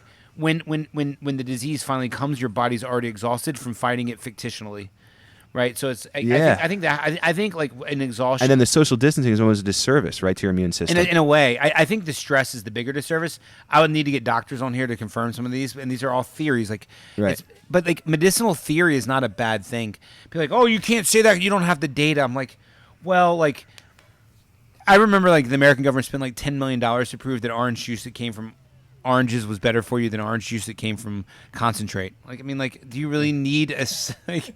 It's like like eating mint leaves is better for you than eating poison ivy. Like, I mean, like, what? Like, I mean, like, do you really need to study to prove this? But like, I think like medicinal theory is not a bad thing, and I think the exhaustion of our stress hormones and Name an ape that watches Facebook and social media and fights off the viral infection before it actually gets to him. It's a facetious question. Of course they don't. They fight the infection off when it comes. Right. And I think you need to like reserve that. It's just like if you were to go out and train jiu-jitsu with me for 30 minutes and then you have to go fight the guy that you were saying was 197 pounds. Like, it was what you were doing to him. Yeah. So you beat the shit out of him, but like, did you really? You know, he was already exhausted from fighting other people. Right. Yeah, totally. And so it's just like, if your body is, if my mind is focused on fighting the coronavirus because media tells me it's everywhere, then when the coronavirus actually comes to me, what do I have left to fight it? Yeah. Like, You basically stressed yourself out of commission. Oh yeah. That's, Yeah. I mean, like, that's not medicinal theory. That's fact. Like, to what level? I don't know. Like, I don't know, like, what extreme that has. And I think some people, it's obviously more than others. But, like, stress is, like, terrible for your immune system. Yeah. And then, like, not exposing yourself to sunlight. Not exposing yourself to, like, dopamine and serotonin. And, like, doing what we're doing, having a conversation and hugging and talking. Yeah. Or using hand sanitizer constantly, washing your hands constantly. Yeah, not exposing yourself to just basic germs. Yeah. Yeah. I mean, you're doing a disservice to a certain degree. What degree? I don't know. Like I said, I'm not advocating that an 85-year-old goes out there and dunks their head in a pile of COVID. You know? You keep speaking of this pile of COVID. Do you have like a bucket back there? Yeah, I got some back there. Yeah, I got it from the Wuhan lab. I bought it from Bill Gates. Like, I mean, like, and I'm not a conspiracy theorist. Obviously, like, I'm poking fun of that shit. But we went from COVID to blacks to COVID. It's like we're all over the place. COVID, always come back to COVID. Yeah, but like, You just work wrestling in there sometime. oh, you want to talk about another thing? Like, you look at minority death, minority testing. Like, they're taking the brunt on the chin. Oh, yeah. Per population wise. Is that access to medical care? Is that diet? Is that more likely? I mean, like, I saw that New Orleans is getting slapped around. Like, you got to talk to all the blacks out there that I love. Like, you got to talk about the elephant in the room. People in New Orleans are not eating healthy. You know, black Southern cuisine is not healthy. No. You know, like, It's delicious. I mean, like, It is. Daniel Cormier is from Jambalaya. Louisiana, and he'd be the first to tell you, like, his hardest thing about making 205 is he's got to give up Popeyes. Like, that's his, like, Popeyes chicken. Like, that's Right. his favorite thing to talk about. And like, Daniel has an amazing immune system, probably, would be my guess. And like, but like, Daniel, you have to recognize that culture is not good. Like, obesity and blood pressure being high is not good for your immune system. No. And like, that's an obvious comorbidity that exists. And so if you have like these 400 and 500 pound, 350 pound people walking around, and they are, you know, blood pressure 160 over 110, Diabetes. yeah, And, like high diabetes, smoking. Like, Yeah. the Rona's going to do a number on you, boys and girls. I don't care what age you are. You know, Yeah. That's a and- great point about Japan and, you know, how just healthy they are. are, you know, Yeah, and why those numbers are It's a so very low. It's a very vegan-based diet. It's a very low-stress diet. A lot of exercise, a lot of sunshine. You don't see, like, outside of sumo wrestlers, really heavy Japanese people. No, They're just not. And I think the average age is like 92 for women in China. I mean, in Japan, like literally, I think it's in the 90s or late 80s. You know, like here, American women are dying at 78. Well, that's a massive difference. Massive. Huge. Like, that's like saying a 10-year-old and a 23-year-old. Do you think they have those scooters that you see in grocery stores in Japan? I doubt it. Maybe for a sumo wrestler who's retired, he can't stop eating white rice. Yeah. You know, but like, I don't know. Like, what do you think is the solution? Like, mine is like decriminalize stuff and decriminalize and stop Kansas City policing. But like, what do you think is the solution to improving relationships between law enforcement and minority communities, specifically black communities? I think, you know, cops not being afraid to get out in the neighborhoods. And, you know, every now and then you see on social media, like, a cop playing basketball with a bunch of kids in the neighborhood and just sort of getting acclimated, knowing the community, caring about the community, and not treating it so much like a number, you know. I think training in cops, too. You see the Gracies trying to get trained cops on jiu-jitsu and how to maneuver and not use a weapon or a nightstick. And actually be able to control that person with you. I love watching these videos of cops double-legging somebody or just totally sweeping someone off their feet that could have been a problem that maybe an ordinary cop would be scared and just fire off a couple shots at him. Just pound, like just sweep them off their feet, totally control, and have that situation under control. And a lot of times I feel like these cops were wrestlers or football players or took a few jiu-jitsu classes. And you see these guys like Gracie, like when they're posting videos of these cops just getting pounded by, potential criminals. And it's like, this guy just needs to know this, or if I could just show them this. And if all of the cops sort of adopted one of these Gracie's techniques, or had a Division I wrestler in the community come in and show them how to do a double leg, I feel like that could eliminate a lot of these, Freddie Gray incidents and George Floyd's and guys kneeling on a guy's neck. That guy's never been on a mat or rolled around, or just that act alone. It's like, do you know what you're doing to that person's? To put all of your weight, your whole body is on this person's neck and their knee, and it's just like, that's how you're controlling that guy. And it's just like, yeah, who taught him that? Yeah. Has he ever even remotely felt something like that on his neck? And that's why I generally think he wasn't trying to kill the guy. I just think the guy's just stupid as shit. I mean, I'm sure he's remorseful. I'm sure he's terrified right now. Oh my God! You imagine ending up in state penitentiary in Minnesota with that on your record, killing a black dude. He better join the Aryan Brotherhood real quick to protect his ass. Oh, he's screwed. I'm sure he's scared shitless, that guy, and rightfully so. Like tomorrow, NBC News, the officer apologizes and is like remorseful and like feels terrible. He will make a public apology soon. Do you think not tomorrow? Will the black community accept him? No, hell no. No. They want to skin him. Never. No, I mean, never. There's nothing that guy could do in his life. Blacks are angry for 400 years of degradation, but not the 400 years of degradation. They're angry for the 175 years of not being able to participate. What I mean by that is, I think the first slaves came here in like the late 1500s, early 1600s. No, early 1500s would probably be. So Columbus landed in the Dominican Republic in 1492, and my guess is slavery came here shortly thereafter to farm or do whatever. And so, so you're talking 1500s, 1600s, 1700s, 1800s, and then 1860s are like, okay, you're free now, but you can't vote. 1900s, okay, you're free now, but you don't really have any public goods. White people have been able to accumulate all the wealth. And even if my granddaddy didn't own slaves, well, great, but your granddaddy could own property. Right. It's not even like starting off on third base, and they're not even playing the fucking game. Right. And so they walk around, and if they're not even playing the game, and then the people who are playing the game are putting their knee on their necks. Right.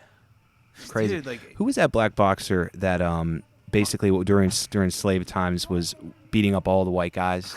I think his name was Bo Johnson or something Johnson, but he was like beating up all the Irish dudes, beating everybody up. Ciao, gracias. And he was like, I'd beat the heavyweight champ if they let me, and basically this guy built such a name for himself. They had to let him fight. Yeah, and they had to let him fight, and then he was like, he started fucking the white women, which was unheard of. That's the worst thing. And he was like, I'm gonna beat you up, and then I'm gonna get you a woman. And they thought he was crazy, but they respected him because when he fought a white guy, he would pound him, no matter who it was. You look at the rise of the Klan in the South. It happens anytime blacks start to obtain power, and the last big rise of the Klan was interracial marriage. Right. It's just I don't know why white people I married a Brazilian Jewish woman.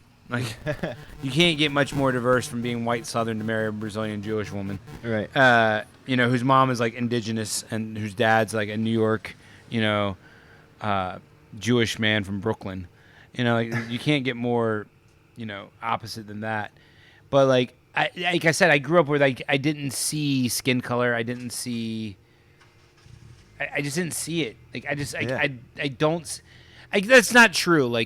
Do I notice people who are black and I notice people who are white? Yes, 100%. It would be a lie if I told you I didn't. Do I pass judgmental thoughts? Yes, 100%. But at least I have the knowledge to admit that I passed the judgmental thought. Right.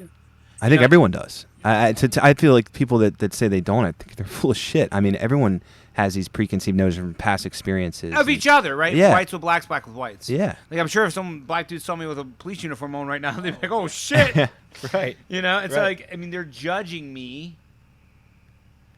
They're judging me. But if you would have walked in with Jordans, a fitted cap with the sticker on it, you know, and big bag of clothes, would they hey, what's up, man? You know, it versus a cop uniform or a red, you know, Make America Great Again hat. Yeah, exactly. A lot of that is just how you present yourself. Yeah, but it's like, we have such a void of leadership in America right now. We have such a void of. I mean, just the playbook is like polarized, right? And like Democrats do it too, right? Like Democrats, like, you know, Joe Biden just said it, like, you ain't black if you vote for Donald my God, Trump. that made me sick. You know, Chow Marley. Like, I mean, it's just like they're doing the same. It's like 91% of black Americans vote for the Democratic Party, and I can see why, but. There's black activists, Candace Owens, I think one of them, she started this thing called Blexit, which is like the black exit from the Democratic Party. Blexit. Yeah. Great name. Um, Candace Owens, come join the show. Shout out to Candace Owens. If you can come on the show, Candace, we'd love that. Exactly. But no, I mean, she really stands for how the Democratic Party are using blacks to just rally votes every year, whenever it's an election year. Well, that's why Obama swept, right? And that's why Hillary didn't. Like, Hillary couldn't rally, like, the inner... I knew Trump was going to win long before, because angry white people vote. Like, angry white... There you go, right? Like, that's just, like, something ingrained in our culture. Like, we have the right to vote, you know? Right. You know, black people didn't have the right to vote for a very long time, and then once you start saying that felons can't vote, a lot of black people still can't vote. Yeah. You know? But yeah, I mean, it's just, like... It's just the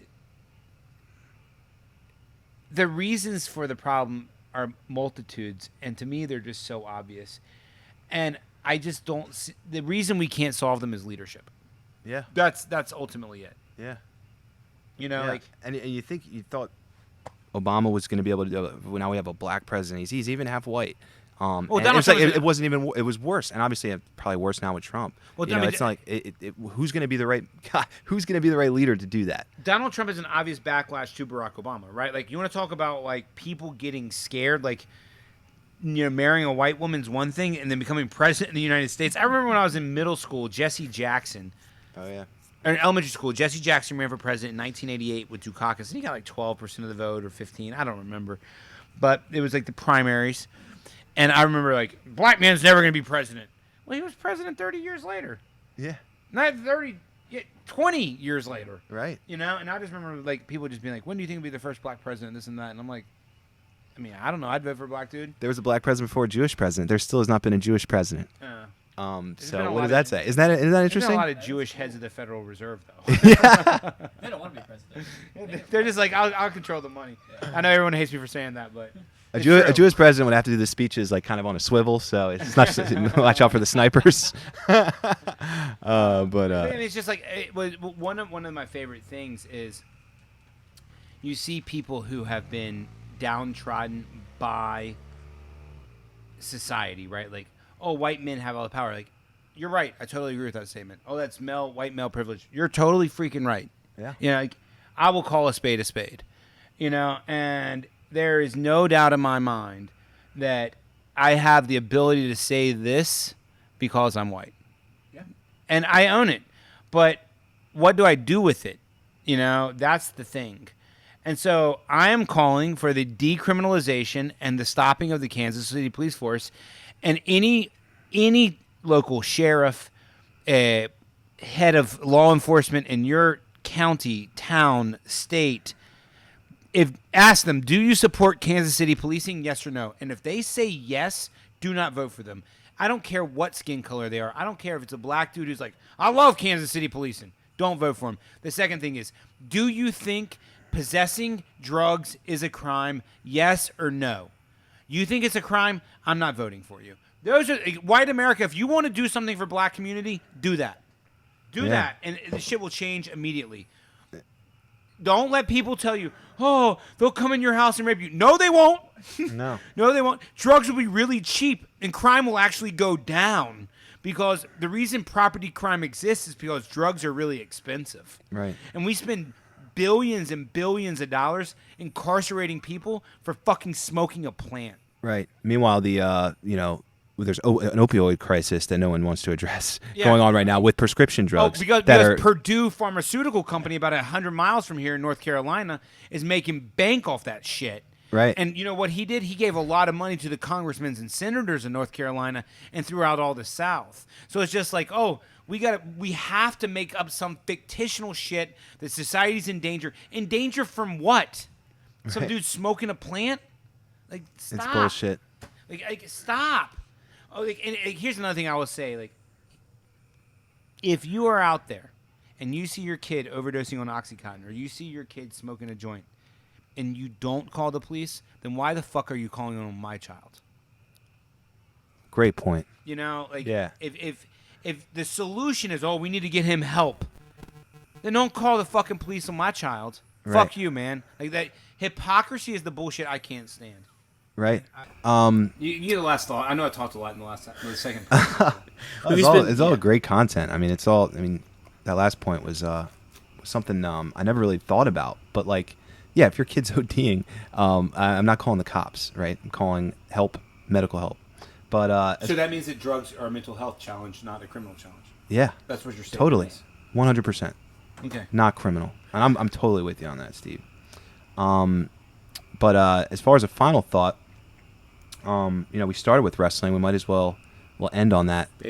On that note, where do I see wrestling going? I see more wrestlers starting to transition over to MMA. You're starting to see it more and more. Some of the best wrestlers coming out of college, Ed Ruth, Bo Nickel, transitioning into mixed martial arts, and it's becoming the professional sport for wrestling. As you kind of mentioned earlier, the Olympics used to be the pinnacle, and now MMA is sort of the pinnacle. And Henry Cejudo is literally, like, he calls himself the greatest combat athlete of all time, and I couldn't agree more. The guy won an Olympic medal, gold medal, 2 different weight classes, and UFC champ, and defended them both. And he's retired. And apparently he's retiring. I think he's going to come back, but that's what I think a lot of the best wrestlers are going to start to do now, because there's less weight classes to make the Olympic team. It used to be all the wrestlers just want to be Olympic champions. Now they want to be UFC champions, and it's created an outlet where they can make a lot of money and get great sponsors. And I just hate how the UFC is such a monopoly. I mean, I guess you have Bellator, and some other stuff will come. Yeah, other stuff will come. There's a guy named Lance Palmer, too. He's not even in the UFC. There's $1 million tournament every year, and it's not the World Series of Fighting. I know what you're talking about. But the finals was on December 31st. Yes, yeah. And he does it every year, December 31st. Lance Palmer wrestled at Ohio State. We came close to wrestling a few times. He was 145. Yeah. Yeah. Yep. So he's won now 2 years back-to-back $2 million. And that guy's truly living the dream, because Gaethje is just won the interim belt. I think he got $200,000. By the way, guys, I haven't said this on the podcast. Mike Kessler beat Justin Gaethje. I actually knocked him out. Run it back. I actually knocked Justin out of the NCAA tournament. No harder loss than getting knocked out of NCAA. Hey, Justin, I know you think about this. You want to run it back, don't you? Mike, I'll be your agent. I was thinking of DMing him on Instagram, direct messaging him the bracket that showed me beating him. I'm like, hey, man. I bet you he thinks about you. I really do. Anybody that loses the national tournament, I know all of my college losses vividly, but especially the national tournament, because that's the last match of the year. I ended his season, basically. Was that a sophomore, junior, or senior? That was my redshirt junior year. He was a junior as well. We're the same age.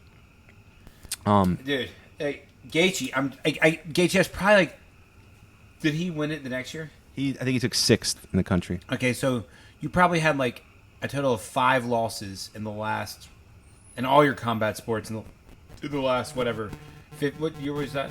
That was 2009. Okay, in the last 11 years, so you probably want to avenge all 5.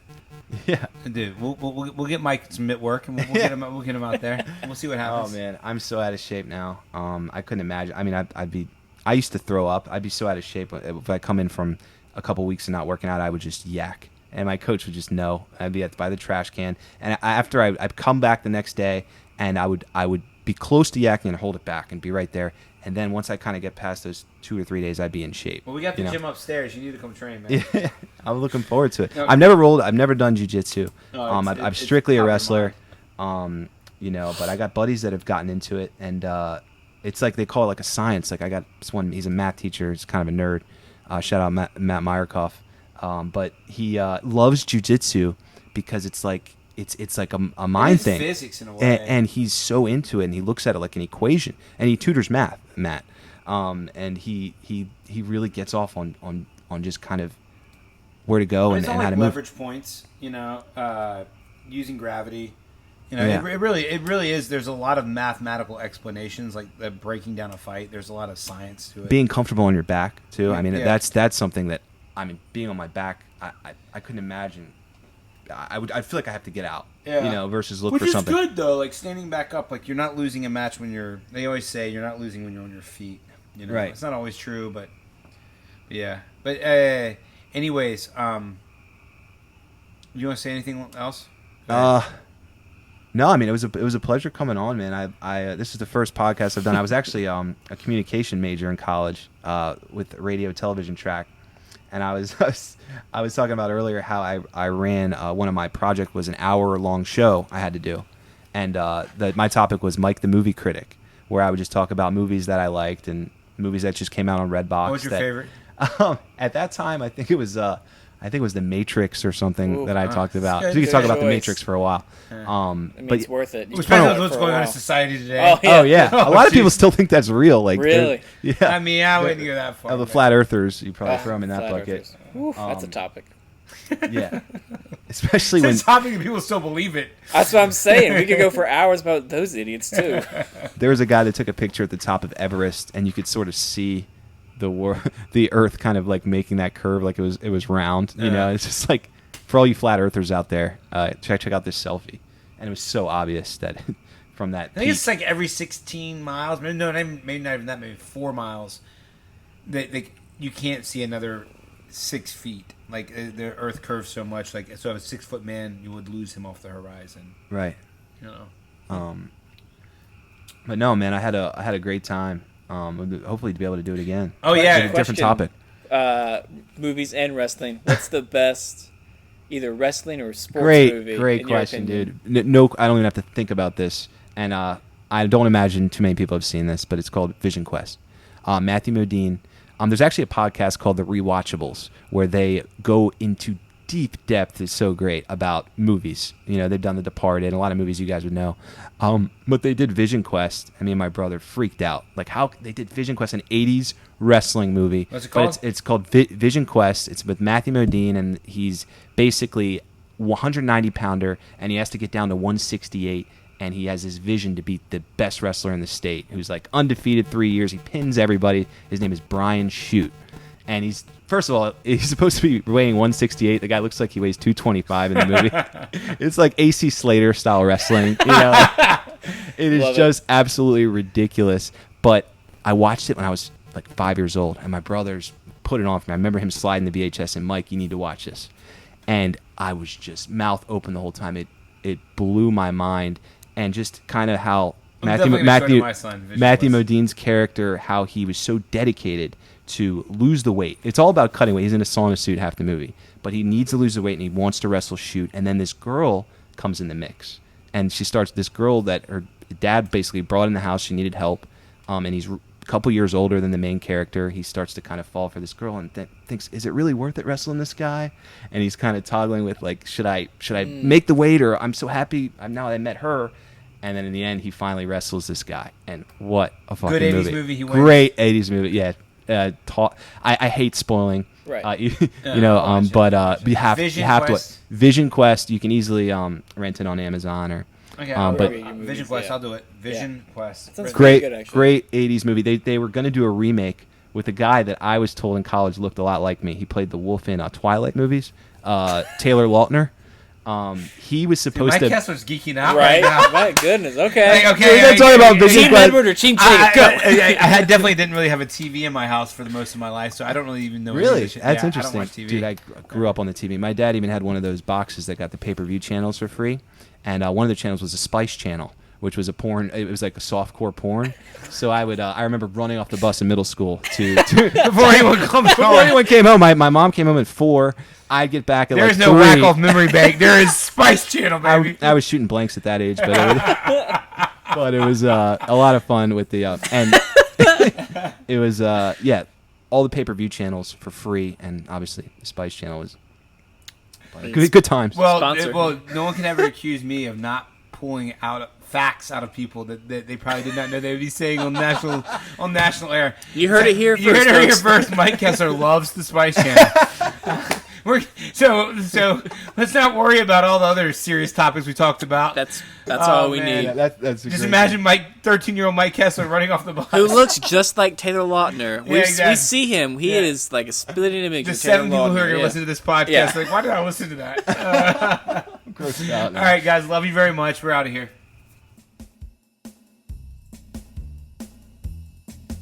We hope you enjoyed the show and learned a little something today.